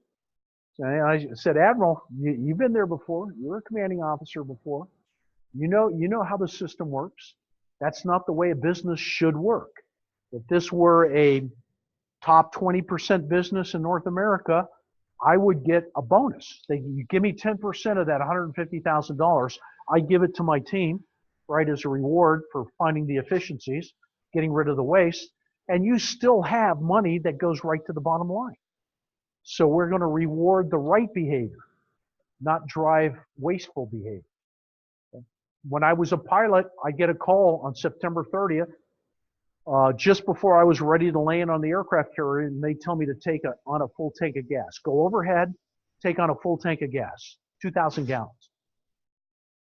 I can't burn 2,000 gallons in 10 minutes, and I want to land because I don't want to double mission. If I can't land because I got too much gas, then I have to do a double mission. It's like working two shifts. But I have no briefing, no mission. I don't have the IFF, Identification Friend of Foe code. So I have to go in a holding pattern for 3 hours, and that's not fun, especially at nighttime. So, okay, I'll go take on the gas because we still have $80,000 left on our operating budget, and we have to burn that up, right? And I put my refueling probe out, get in the basket, and as soon as I start to see positive fuel flow, what do you think the next thing I do is? You got it. Turn the dumps on. Pull the dumps out so it's coming in the front. Guess where it's going? Right out the back. Pretty wasteful. Marines, I showed this to a bunch of Marines. They said, oh, shoot, yeah, same thing with ammunition. When you check bullets out and you go shoot and you got stuff left over, it's way too hard to turn it back in. So we just, put it out there, put gasoline on it, and blow it up. Okay. So got to have systems that drive the right behavior. Another example of a system is our supply system. Same thing in manufacturing environments. They have the same supply system. They don't know what spare parts they have or where they are. So what they do is what parts they have available drives what gets fixed. And it may not be the correct equipment at the right time to get fixed. So I learned about this a long time ago, and it's the feedback loop. It's the elevator button. Anybody in here ever push an elevator button and the light doesn't come on? What's the next thing you do? Push it again, and it doesn't come on. What do you do? Probably push it again and then start looking for secondary indications, right? That's our supply system. So I've got a gyro that fails on one of my airplanes. We take 10 airplanes with us on an aircraft carrier. The operations tempo is designed for 8, while 2 are in some sort of maintenance posture. All of a sudden, a gyro fails. We have to take a perfectly capable airplane, but can't fly without a gyro, put it in the hangar bay, waiting for the part. It's not in the storeroom on the ship. You got to order it from Mechanicsville, Pennsylvania, where we have thousands of acres of warehouses out there with all of these critical parts sitting on. And there are gyros for F-14s sitting out there. So now the ops tempo that was designed for 8 aircraft is being borne by 7. And we start to get nickel and dime breakdowns because they're being stressed. And what do I have to do? Defer maintenance. I start deferring maintenance on these other aircraft just to try to spread that stress out. So as I start to defer maintenance, what's now starting to happen? We're getting more failures starting to occur. And we don't have the parts in the storeroom on the ship. So we go down to the airplane that was had the bad gyro, and it now becomes what we call a parts locker. So we'll take a part out of it, write a work order, put it in the hole where the part goes, run up to the flight deck to get the next airplane off because we're competing with our sister squadron for missions. Whoever has the most mission sortie completions at the end of the year gets the primo promotion, right? So we got to play that game, but I've got to get out of that spiral. What's the status of the gyro? I'm asking the maintenance officer, and he's jumping up and down on the desk of the storeroom clerk, and he's saying parts plus 2 days. Where's the parts? Where's the parts? So what's he do?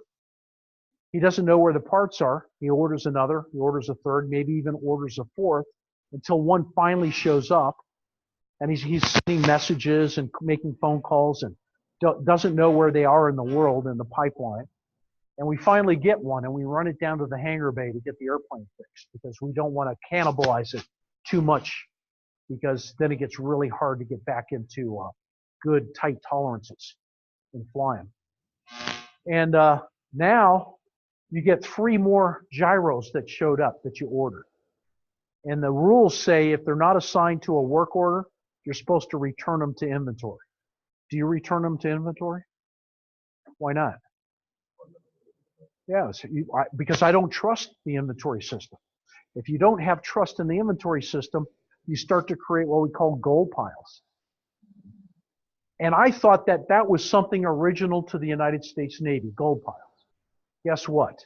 At the corn mill site over here in Loudon, they call them gold piles. I'm like, you're kidding, or in gold nuggets. And that's an inspection item. The Navy, when they would do maintenance inspections, they would look for unauthorized parts. And that was a major ding during your inspection. So what they would do is put all the parts in these big cruise boxes, big metal boxes with a lock on them, and knock on my door and say, Skipper, can we leave this box in your stateroom during the inspection? I'm like, do I want to know what's in that box? No, sir, you don't. So I rationalized, right? If I didn't see it, it didn't exist. So go ahead, leave it in here, but I'm still uncomfortable because we're breaking the rules. And they shared with me when I had changed the command, I turned over the command. The maintenance chief said, do you know when we were shore-based and we had these inspections, we would check a bus out of the motor pool and put all the parts on the bus and then drive it around the base for the day until the inspection was over, then we'd bring it back. And somebody in the Air Force said, oh, that's nothing.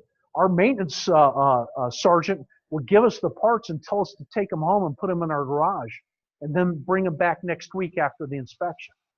And I'm like, were any of these parts like bearings?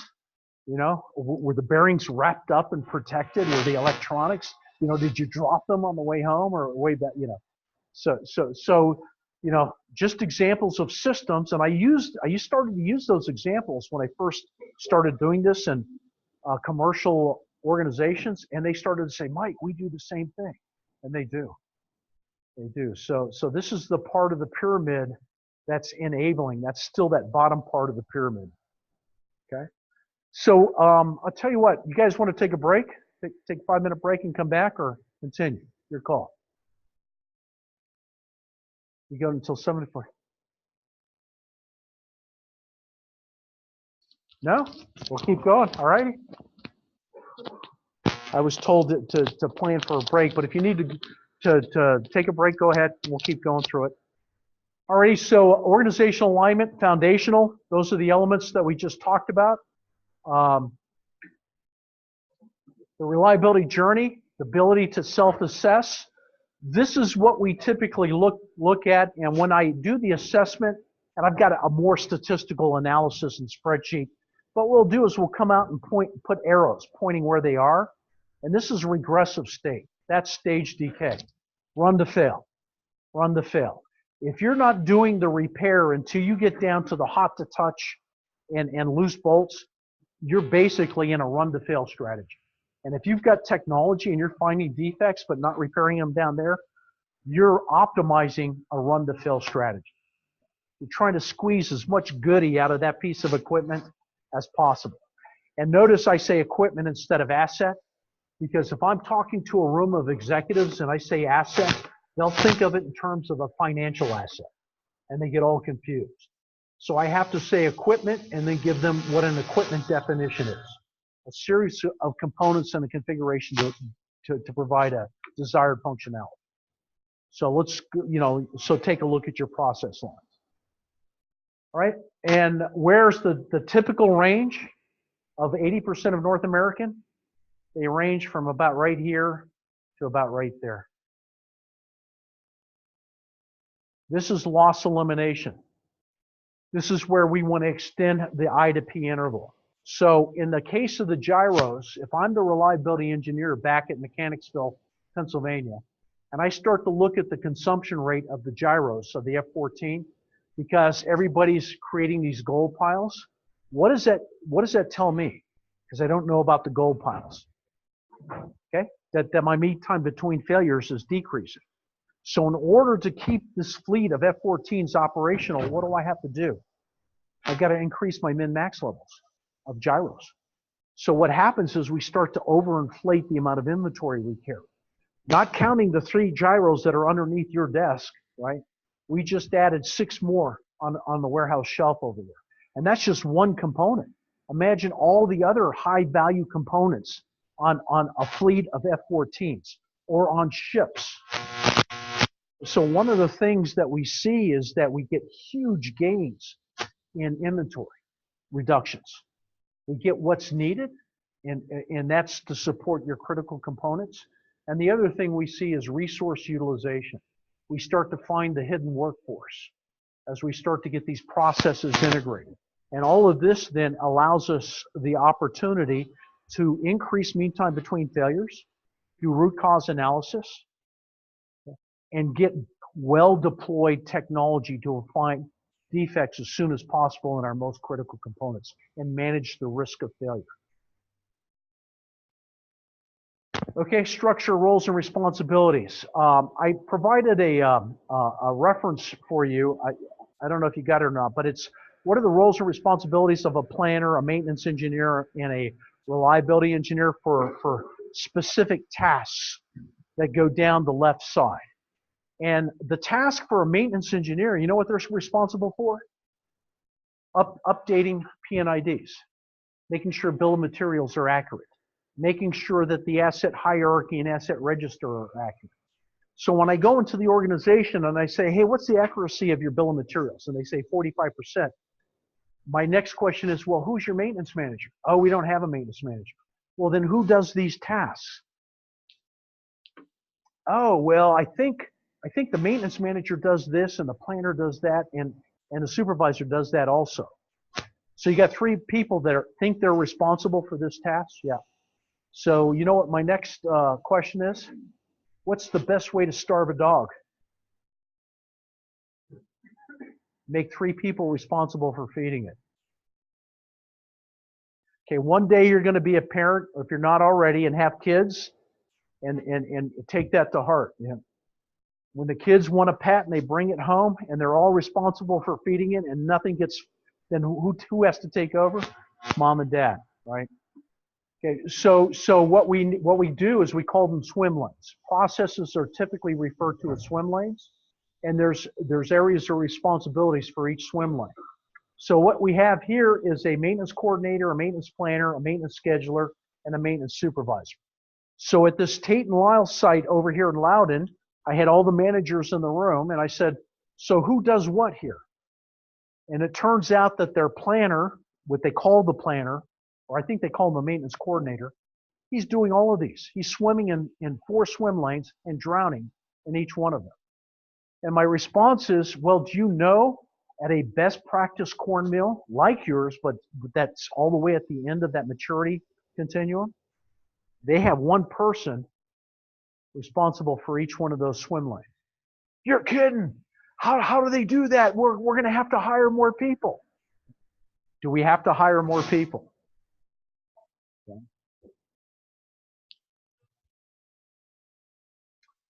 What else is a maintenance engineer responsible for? The job plans, technical accuracy of job plans. Inspect pump. Okay, how would you beef that up? Inspect pump.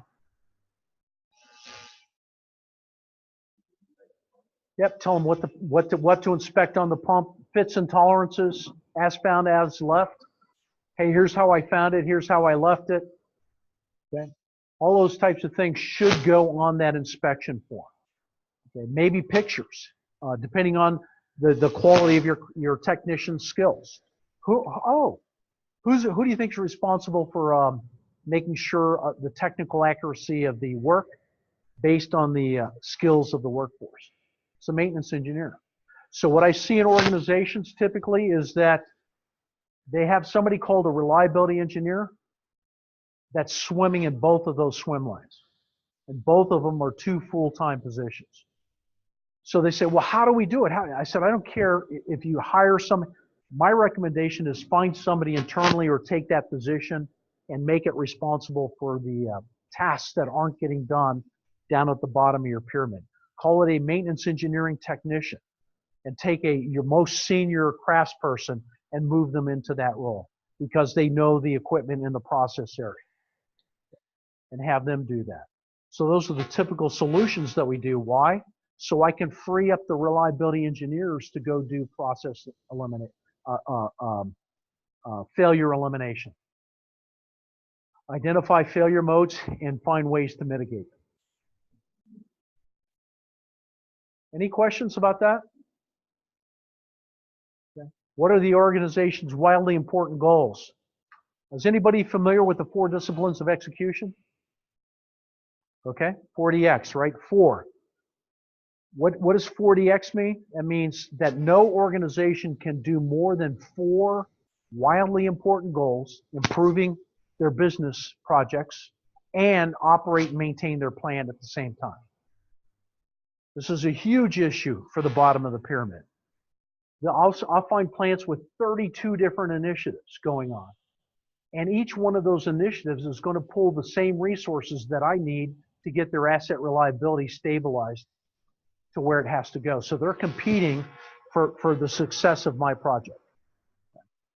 So when I point this out to them, they'll say, in fact, I was in front of the president for the corn milling organization, and she jumped up and said, hallelujah, because those are my 4 goals for this year, and number 1 is asset reliability. And then I pointed out, oh, you've got a reliability engineer that's swimming in 2 swim lanes. You've got a maintenance coordinator that's swimming in 4 lanes, and they're all drowning. They can't do what they're supposed to do, and a lot of this stuff is not getting done. So we're going to do an org design study to figure out if, in fact, they're understaffed. If they are, what positions would we recommend that they staff?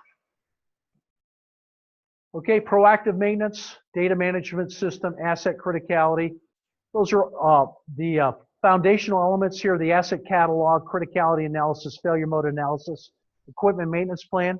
That's the first place that we start to get these guys clean. Let's start with the asset catalog. What do you got? What do you got in your computerized maintenance management system? Well, here's the list. Okay, where are your P&IDs? Do they match? No. We load the list into our tablets and we walk down the equipment. Check it off, add it, subtract it, whatever you need to do. And then we take it and we do a criticality analysis on all 1,000 components, and we get 1 to 1,000. Now, in an ideal world, you want to do a failure mode and effect analysis on each one of those components. That takes too long. It's too costly. So let's take maybe our top 20%. If we got 1,000, it's going to be 200. And we'll do FMEAs on the 200. And what the FMEA will tell you is what's the best way to identify that defect as close to point P as possible. And it might say ultrasound vibration analysis and motor circuit analysis and a PM. If it's your most critical asset, I would use all 4 of those. So my likelihood that a defect is going to get through all the way down to failure is virtually nil. It's greater than, it's less than 1%. Now, as I get further down the list, maybe to 198, it might say use all of those 4, and I'll say, now, you know what? Let's just use this one and a PM. Let's use ultrasound and a PM. Because I think we have a better likelihood of finding the defect with those 2 than we would if we deployed all 4. So I'm managing risk, but I'm also managing cost. And that's about where you want to stop. And then you start to get your technology deployed, you're doing routes, and they're identifying defects. And as I identify defects, they're creating work orders, and they're going into your work management system. And it's going to bog down. It's going to, oh man, It's going to get burdened up. But it's slowly, if you got good processes established now, okay, and we're identifying the defects as soon as possible and getting them into planning, and the planning starting to occur, and we're working with the maintenance engineer and the planner on getting our critical spare parts lined up. Then what happens is work execution will start to work its way up, and the rule of thumb is when you can go 3 consecutive months with 90% of your assets in a process area are defect free. Then you add maybe another 10%. Put them onto the route. Until you get to a sweet spot, and that's where you're going to stop. And then part of your plan, your equipment maintenance plan, will be run to fail. You may have some fans that it's not worth it to have them inspected. That's effort and cost that's not going to add value because it's not critical to the process, and it would cost less to just replace it when it failed than to have somebody go around and inspect it. So we'll put the stuff at the bottom on a run to fail strategy. We just have to know when it fails. All right, here's the ISO 14224 asset hierarchy standard. There are 2 levels of criticality analysis. If we have a very, very reactive plant and they're way down in the hole, like the corn mill operation photographs I showed you at the beginning, we're only going to do criticality analysis down to a section or a system area. But other areas we would go down to the component level. Okay. And the benefits, you've got these in your charts, and it enables better drill down and roll up of costs is a big one. It helps you know what parts are there. It gives you a visualization. On your P&ID, you can say pipes. Here's one for you. Piping at the corn mills. Piping is considered a separate system. It's not allocated by the process area that the piping supports. ISO 14224 would allocate the piping. You just have to determine what the boundaries are in the process area, and anything on the inside of the boundary is allocated to that process area. So it becomes part of the hierarchy. When the operations manager found out about this, he was all over it. He goes, oh, that's great, because we can't control our piping. It's always breaking down, and we don't know what's breaking down or where, and we replace this, then it breaks over there. So that's just an example there. So fix it after it breaks if we got the parts. It's kind of the reactive thing. We're planning 18 hours ahead of time what we're going to do tomorrow, and then we get all kinds of work breaking in on what we plan to do tomorrow. So the way we look at it is a present team and a future team. The future team is the planner and the reliability engineer. The present team is your operations maintenance coordinator and the supervisor and your crafts that are working on this week in today's work. The break-ins, and it should be 80% of your work is planned. So I look at my hours and I look at the PMs. They go on first for the week, for next week. My predictive routes go on next. Corrective work that was identified from the rounds this week goes on. And any work that didn't get done this week goes on next, until I use up 100% of my available hours. And then that's the plan for next week. Of course, next week, something's going to break down that wasn't planned for. So we're going to have to delay and defer some work. And that's what the operations maintenance coordinator does.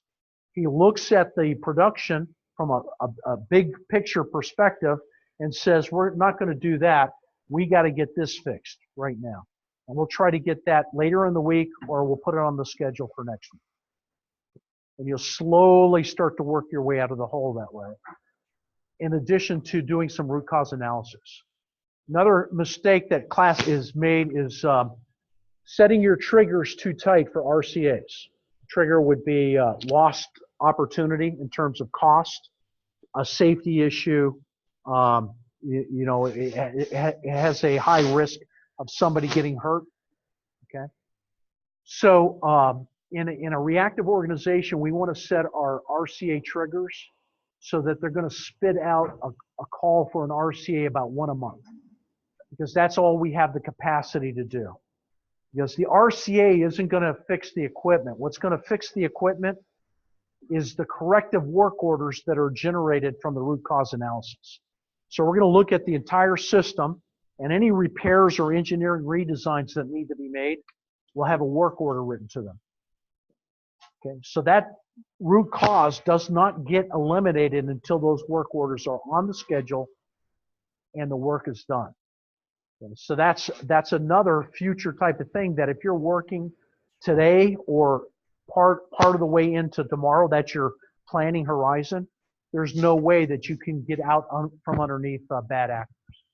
So that's one of the ways that we divide up future team and present team. Your root cause analysis team will be in the future team. Okay, then data mining, your ability to data mine, operator care, craft skills. Notice right here, precision maintenance. That's in front of the P on the P to F curve. Why? I'll give you an example. So I'm out walking around. I do a lot of observations. I watch process. I watch behaviors. And I'm watching a repair being made. And I'm seeing a mechanic, and he's got a race and a bearing, and he's tapping the bearings down into the race with a hammer. Is that good or bad? Why is it bad? Mess the bearings up down to the molecular level, right?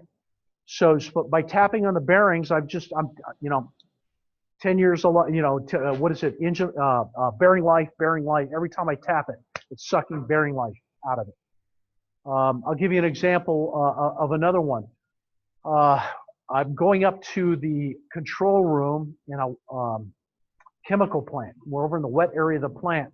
And as I'm going up the ladder with the reliability engineer who was escorting me, I look over and I see this motor, and it looks like, something caught my attention. So I want to come back and say, hey, do you mind if we go over and look at this motor? And he goes, oh, yeah.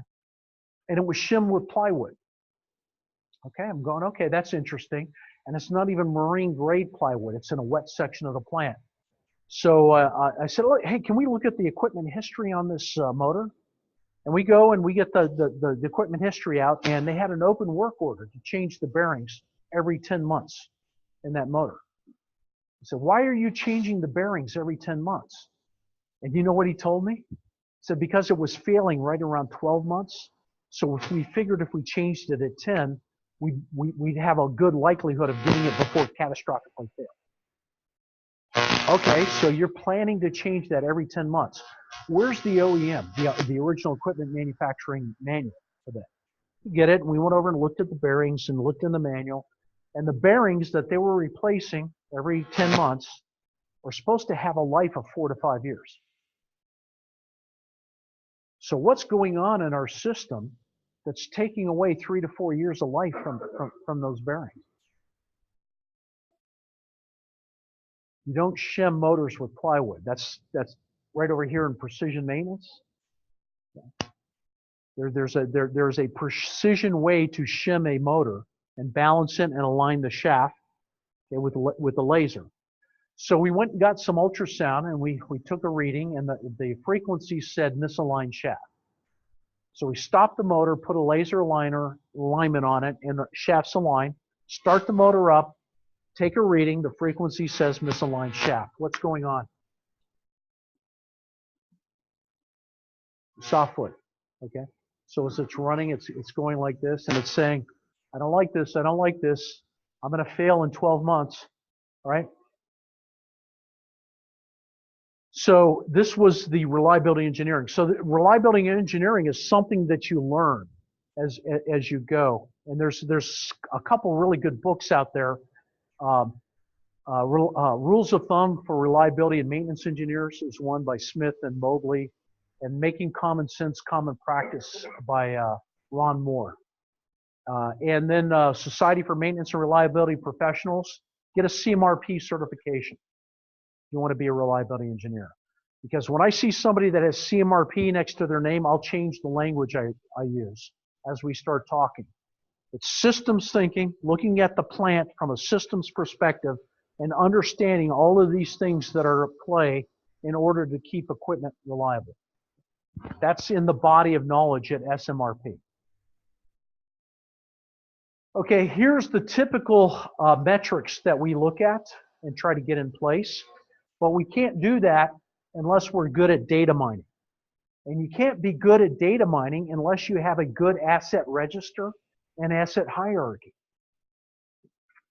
to know what you got, where it is, and you're able to see it. Then you have to have these things called failure codes. Show me the predominant failure code in this process area. And it comes up and it will say over torquing. So now the maintenance engineer has opportunity to do some training on over torquing. So are we capturing failure codes? A lot of organizations don't even have that field available in the configuration of their CMMS, their computerized maintenance management system. So we have to do a reconfiguration so they're able to capture that data. Because that has meaning for reliability engineers when you start to get into loss elimination from a systems perspective. So current state assessment, reactive maintenance, and then asset improvement.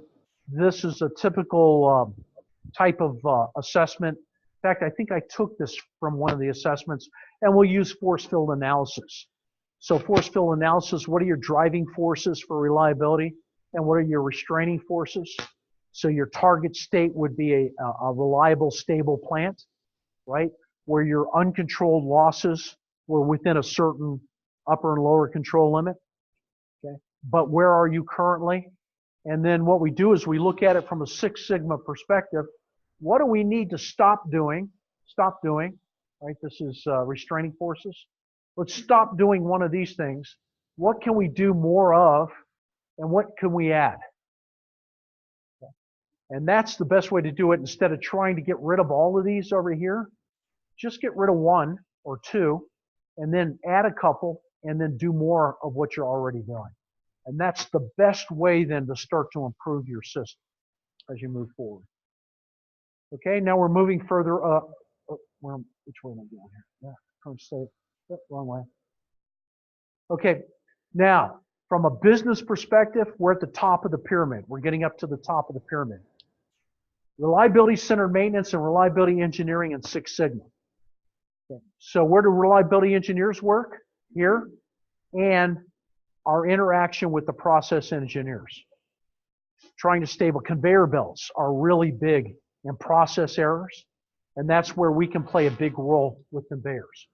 A lot of our reliability engineers that are my colleagues are really good at conveyors, okay, keeping those things reliable. So if you look at it from a business perspective, reliability-centered maintenance increases availability. If I have increased availability, my capacity goes up. I get closer to my design capacity.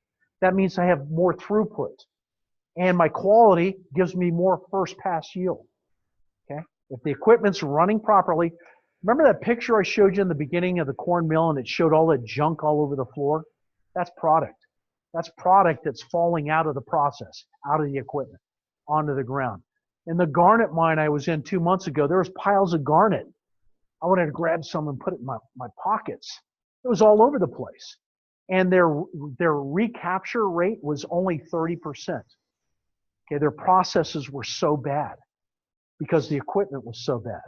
This was a site that said, hey, this bearing on this gearbox is running hot. We put 2 squirts of grease into it. It cooled off.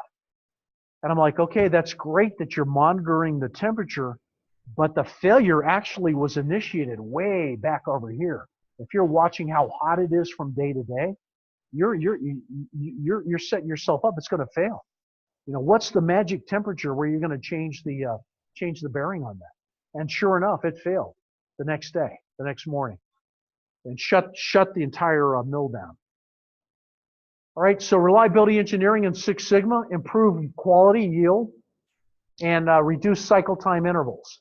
Cycle time intervals is finished good inventory, which if you've got less finished good inventory, you've got less money tied up.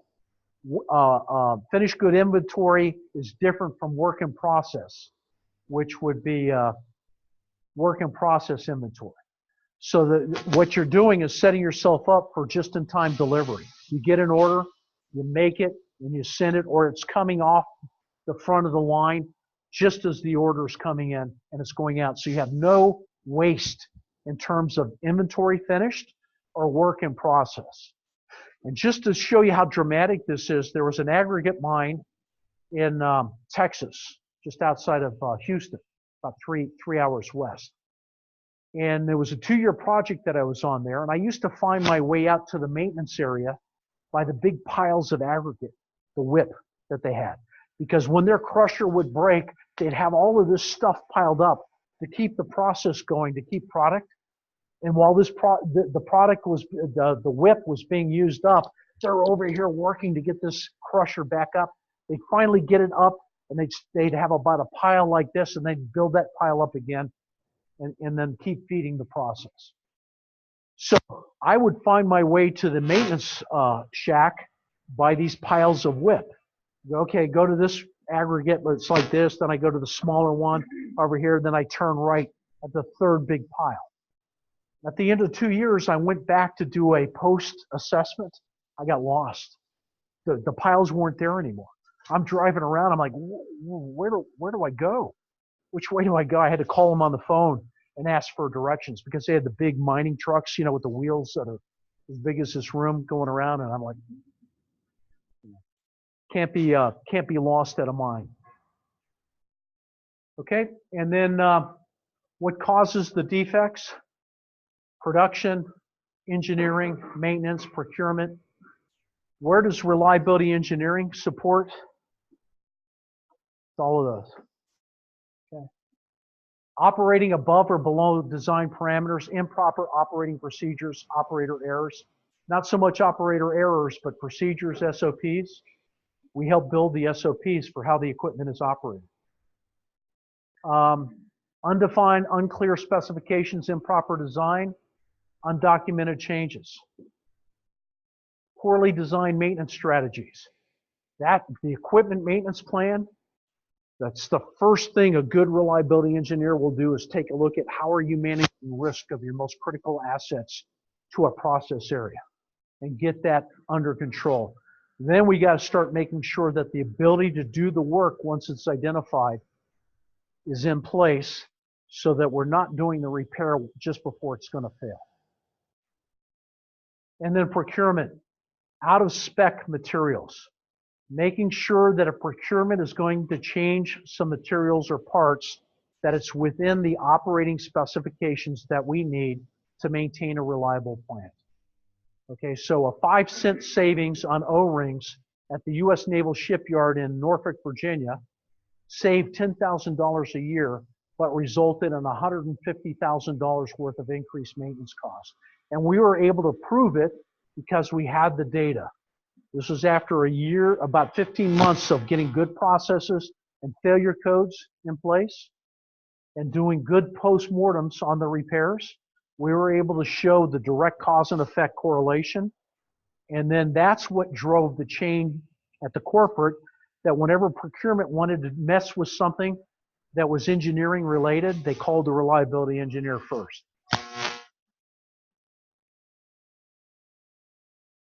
Okay, operational excellence. If we go down to Six Sigma and lean operations,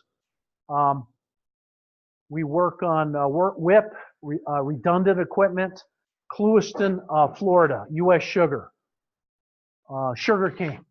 They had 2 fleets basically of rolling equipment to harvest sugar cane. After we worked with them on their asset reliability, they were able to retire an entire fleet. They sold it. So they had trust and confidence that it was going to operate. Okay, when you don't have trust in the system, you see all kinds of symptoms like excessive piles of spare parts. Yeah, I was at a shift change on a project. We're about 8 months into the project. We're working on processes. We're doing a lot of reliability engineering training, teaching 5Y method of root cause analysis.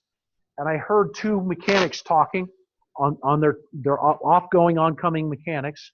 And one said, I had to change the coupling over here on XYZ motor. And the other one said, I had to change the same coupling about 45 days ago. So I'm like, all right, here you go. I'm going to hear all that training come back to me. The next thing I should have heard was, boy, that's unusual. That thing shouldn't have failed in 45 days. Let's do a 5 why. That's not what happened. You know what the question was? How fast did you fix it? Said, I fixed it in 20 minutes. How'd you do that? Keep a spare one hidden over here behind the angle iron. So they're planning for failure. Okay, that's a cultural issue that we have to change, but we got to get those reinforcing systems in place to help us do that. Okay, we're planning for failure. So this is from MIT study that was done, and this is a big problem I see a lot of, is that a lot of sites will look at technology as the silver bullet. Let's go buy some ultrasound guns. Let's go get some infrared thermology in here. Let's get some vibration and put some remote sensors out here, and we'll be all set. We're gonna be on our road to asset reliability. And what we find is that if you look at a technology as a silver bullet, there's actually a backslide. You got to have the program that goes behind it, the process and the people. So when you just do process and people without technology, you get about a 30% yield. When you combine them, you're up around 80% on an ROI. And that, in this case, it's just technique and effort and level of engagement. And so that's a biggie too. The corn mill example, the company that I'm telling, they've got a really good program in place using technology. They don't have equipment maintenance plans focusing them on their most critical assets, and they're terrible at doing any corrective work once it's found. Okay. So that puts them basically right here. They're not getting any cost savings. And that's when they came and said, hey, Mike, can you come and help us? We don't know what we're doing wrong, where the gap is. Okay. And that's where I see it is that and when I reported back to them, you got the bottom of your pyramid needs to be shorn up. It was like, well, wait a minute. How come we're doing all the repairs over here and we spend all of this money on technology? I said, because you're not good at doing the work once they find it. Oh, okay. And that was the vice president. So once I got him engaged, we got the president to come in because the next issue was all of their initiatives that they had to do. And we had to get her to say, okay, we're only going to focus on 4, and one of them is improving our asset reliability. That's where the big gains come from. What we say is we get more capacity out of existing assets. So if the assets are only performing at 60% capacity, why build a new factory? Let's just do a better job of taking care of what we got, work on loss elimination, and we almost have a new factory. Quick story. Anybody ever eat Special K with red berries? Okay. Special K red berries, okay? Next time you go to the store, you're going to look on the shelf, you'll see Special K with red berries. People who haven't eaten it before, because I've just brought it to your attention. So I'm out at Kellogg, and we're looking at their plant in Omaha, Nebraska that makes Special K with red berries. And they said, we're not at capacity. We're only getting 60% capacity. We had to stop advertising Special K with red berries. You know why they had to stop advertising? They were creating more market demand than they could meet with production. And the worst thing you can do in sales is promise somebody something and not deliver. Did you ever go to a sale in the store and they don't have it, but they try to offer you a substitute? Okay, that type of customer dissatisfaction is the worst. So they would stop advertising to manage demand until they could get capacity improved. So they had capitalized. They had $20 million they were going to that they had allocated to build a new factory in Monterrey, Mexico. And we went in and looked and said, well, how much more capacity do you need? We need 20% more to meet market demand when we advertise. You know, we get that spike. I said, well, you got 40% here. Within 15 months, we can get you another 25% capacity. You don't need to spend the $20 million on the plant in Monterrey, Mexico. Oh, okay. Well, they had already allocated the money anyway. Board of directors had approved it. And they built the plant, but we helped them increase the capacity by getting more stable assets in there. by using a lot of, starting with the pyramid and working our way up. And we're still there doing predictive technology routes for them. Okay, so they're pretty good. And they don't need our help anymore. They're in the top 20%. Okay, now about 2 years later, I was doing a presentation and they had this snack basket and there was Special K bars. Anybody ever eat a Special K bar? So I'm reading the ingredients in it, and guess where it was manufactured? Monterrey, Mexico, at the factory that they built. So, I mean, this is why we look at reliability engineers as strategic resources. You can help your company manage their capital budgets, help them avoid unnecessary capital expenditures. Okay, that's huge and that's strategic. Okay, just managing that alone. Cost reductions, labor. Oh, here's one for you. You know where we typically see the biggest cost reduction is in the first year. Those are the patterns that I typically see. First year, we get cost reductions in maintenance. The second year, we start to see asset reliability improve. Then we start to see better throughput. So the first time this happened about 18 years ago, I got called into the office by the plant manager. And he said, Mike, our maintenance budget was $6 million for the year, and we spent $4.8 million at the end of the year. How do we do that? How do we reduce our maintenance spend by almost 30%? So I went out and looked, and you know how they did it? They started to make better decisions. They started to get those foundational elements engaged. They started to get people in their swim lanes, doing the tasks that they're supposed to do, removing the obstacles that were pulling them out of their swim lanes. Basically, they were going to meetings they never went to before, talking about stuff they never talked about before to people they never thought to talk to in the organization. They were making better decisions that was resulting in less waste. In the fourth month into the project, we planned out an outage, an availability for 2 weeks.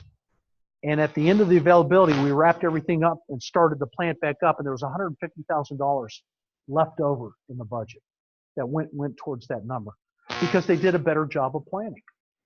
In the Navy, our planners would plan, we call them availabilities, that the aircraft carrier would be available for maintenance. In commercial industry, you call them outages. Your plant is out for operations while you're doing these overhauls and repairs. Okay. So we would have these availabilities, and we had really poor coordination on the availabilities. The planners would order 125% of the parts and materials they needed to do a job because they didn't know when it would show up. As a project manager, I'm up on the flight deck of an aircraft carrier. Our project plans, this is before technology, were like this. Hundreds of thousands of project tasks with predecessor-successor relationships, lots of coordination, and I would get my responsibility out of that project plan would be like this. So I've got my crew on the dock, longshoremen, right? And longshoremen get paid two rates. They get paid a dock rate, and they get double that rate when they're on the ship doing actual work. My parts haven't shown up. So I'm keeping them on the dock to keep my burn rate down, right? And if I don't want them on the ship because they can't do anything on the ship, so I'm going to other project managers saying, hey, do you have any work to do? I got these guys, this crew here, and they need work. So we start mixing and matching. We would have coordination issues like we couldn't get the overhaul equipment down into the space where the assets were. We'd have to do a hull cut. So we cut that big plate out of the side of the hull, big metal plate, about that thick. Set it down, and the crew would go in there, overhaul the equipment. They come out. Now what do you got to do with that big metal plate? Got to weld it right back in place, right? And just as they're done finishing the weld, another crew shows up to overhaul a different piece of equipment in the same space. So now what do you got to do? You got to cut it out, but you can't cut the same piece out. You overlap it. If you look down the side of the hull before we'd smooth it out and paint it, you'd see all of these scars with the overlaps on them because we had poor coordination of planning. Okay, so imagine when you get visibility of this, when you get good effective processes in place and good loss elimination principles at play, you're capturing failure codes, you start to make better decisions, and that's what accounts for that in the first year. And it's purely untechnical. All we do is just pull people up out of their silos, get them to talk to each other, make decisions, and then go back down into their silos, running around putting out fires or moving fires around. Okay. Then in the second year, we'll deploy the technology, and we start to identify more defects earlier on, further up the PDAP curve. But we're effective now at doing the work and making better decisions, planning it and scheduling it and getting it done early, especially the work orders that come out of the root cause analysis. We don't attack bad actors until year 2. We may do 1 or 2 in the beginning just to prove it works and to get buy-in, okay? But we don't really focus on deploying technology until we're good at doing the work. I'll give you a quick story where we started that process of deploying technology, and we had the doubters, right? So it was at Oscar Mayer turkey lunch meat plant in South Carolina, Newberry. And I'm on the dirty side. You got the clean side, and then the processing side. We're on the clean side, where once the birds are killed and clean, then they come over to get turned into lunch meat. So they use a lot of compressed air on that side. And so we're demonstrating ultrasound. We got a bad motor and a good motor, and they're listening to the bad sounds. Then they listen to the good sounds. Then we do the repair. And then we start it up. We listen to now it sounds good. We re-baseline the frequency. And that's the way technology works. They're going, oh, okay, that sounds good. That sounds good. But why do we change the bearings? They still look good. There's nothing wrong with those. Yeah, but the sound said that they have a failure. And if left unchecked, yeah, but we could have run this first. Then you're going to run it here until it gets hot to the touch, starts vibrating, and you're back there. The key is that when it tells you it's got a failure, even before you can detect it, that's when we need to do the repair. Oh, okay. So as we're leaving the plant, one of the guys comes running out with the senior guy, the 35-year mechanic, and he says, hey, can that thing find air leaks? Yeah, we think we got an air leak somewhere in these lines up here. Can you tell where it is? So the technician says, yeah, it's right there. See where those two things cross? It's a spot about right like that. So this guy, instead of trusting the technology, he went and got a stick, long stick, took a turkey feather, tied it to the end of the stick, and he goes up here and the feather starts going like this, and he goes, son of a gun, that works. Wow, that's when we got the buy-in, right? That's when we got the buy-in on the technology. So how many of you have learned Weibull analysis, Weibull statistics? That's the size of the prize. I use this all the time. I'll go in there and I'll do my Weibull analysis, get 365 days of operating data. And if they're capturing failure codes, it's even better. Otherwise, you have to massage the data out of their equipment history, and it requires a lot of effort. But then I get my special cause losses over here. That's the equipment failing. My common cause losses over here, my process or my management decision. What's a common cause loss attributed to management decision? Defer maintenance on that. Okay, we've got a 2-week outage schedule. Let's keep kicking that can down the road because we're sold out right now. The more garnet we can get out the mine, the more money we're piling up in the bank. And then everything blows up, and all that money you got piled up in the bank goes to pay for the catastrophic failure you just had. Okay, so look at this, a beta of 4.7. What's that tell you? If I said a beta of 30 is 3 sigma, what does a beta of 4.7 tell you? It's out of control. When you do a gimbal walk, a process walk, you'll see product all over the floor. You'll see waste bins at the end of the process line filled with a product that didn't make the quality spread. Oreo cookies. in a Kraft factory, had a beta of 5. So there's a lot of opportunity there. In the the Oreo Kraft factory, beta of 5, and they had a night shift, so you have to do the same thing for night shift, right? 2 separate entities, two statistical analysis. Night shift had a beta of 7.5. It's about 70,000 boxes of Oreo cookies that night shift is able to produce that day shift can't. How do you account for a difference between 2.5 and 5? Night shift, day shift. They got the same equipment. You know what the variable was? Supervision. Lack of supervision. They let the machine run the way the machine wanted to run. It had a sweet spot of 850 units per. The day shift supervisor was trying to get 1,000 out of it, and he was getting a lot of micro stops and underperforming as a result of it. Okay, so this is what we use this for, and say, hey, if we can get some asset stability, we'll get process stability, and you'll start capturing those losses. What is that worth to you? What I said to the vice president is, you got a beta of 5 at this plant. You're in an out of control situation. You must have some really, really good profits. And she went, why do you say that? I said, because you're out of control.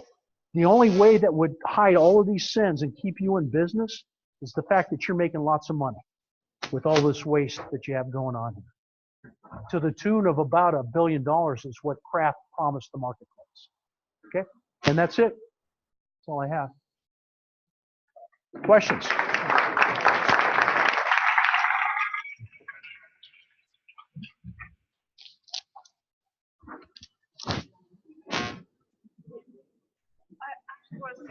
Brought you water. Oh, thank you. Thank you so much.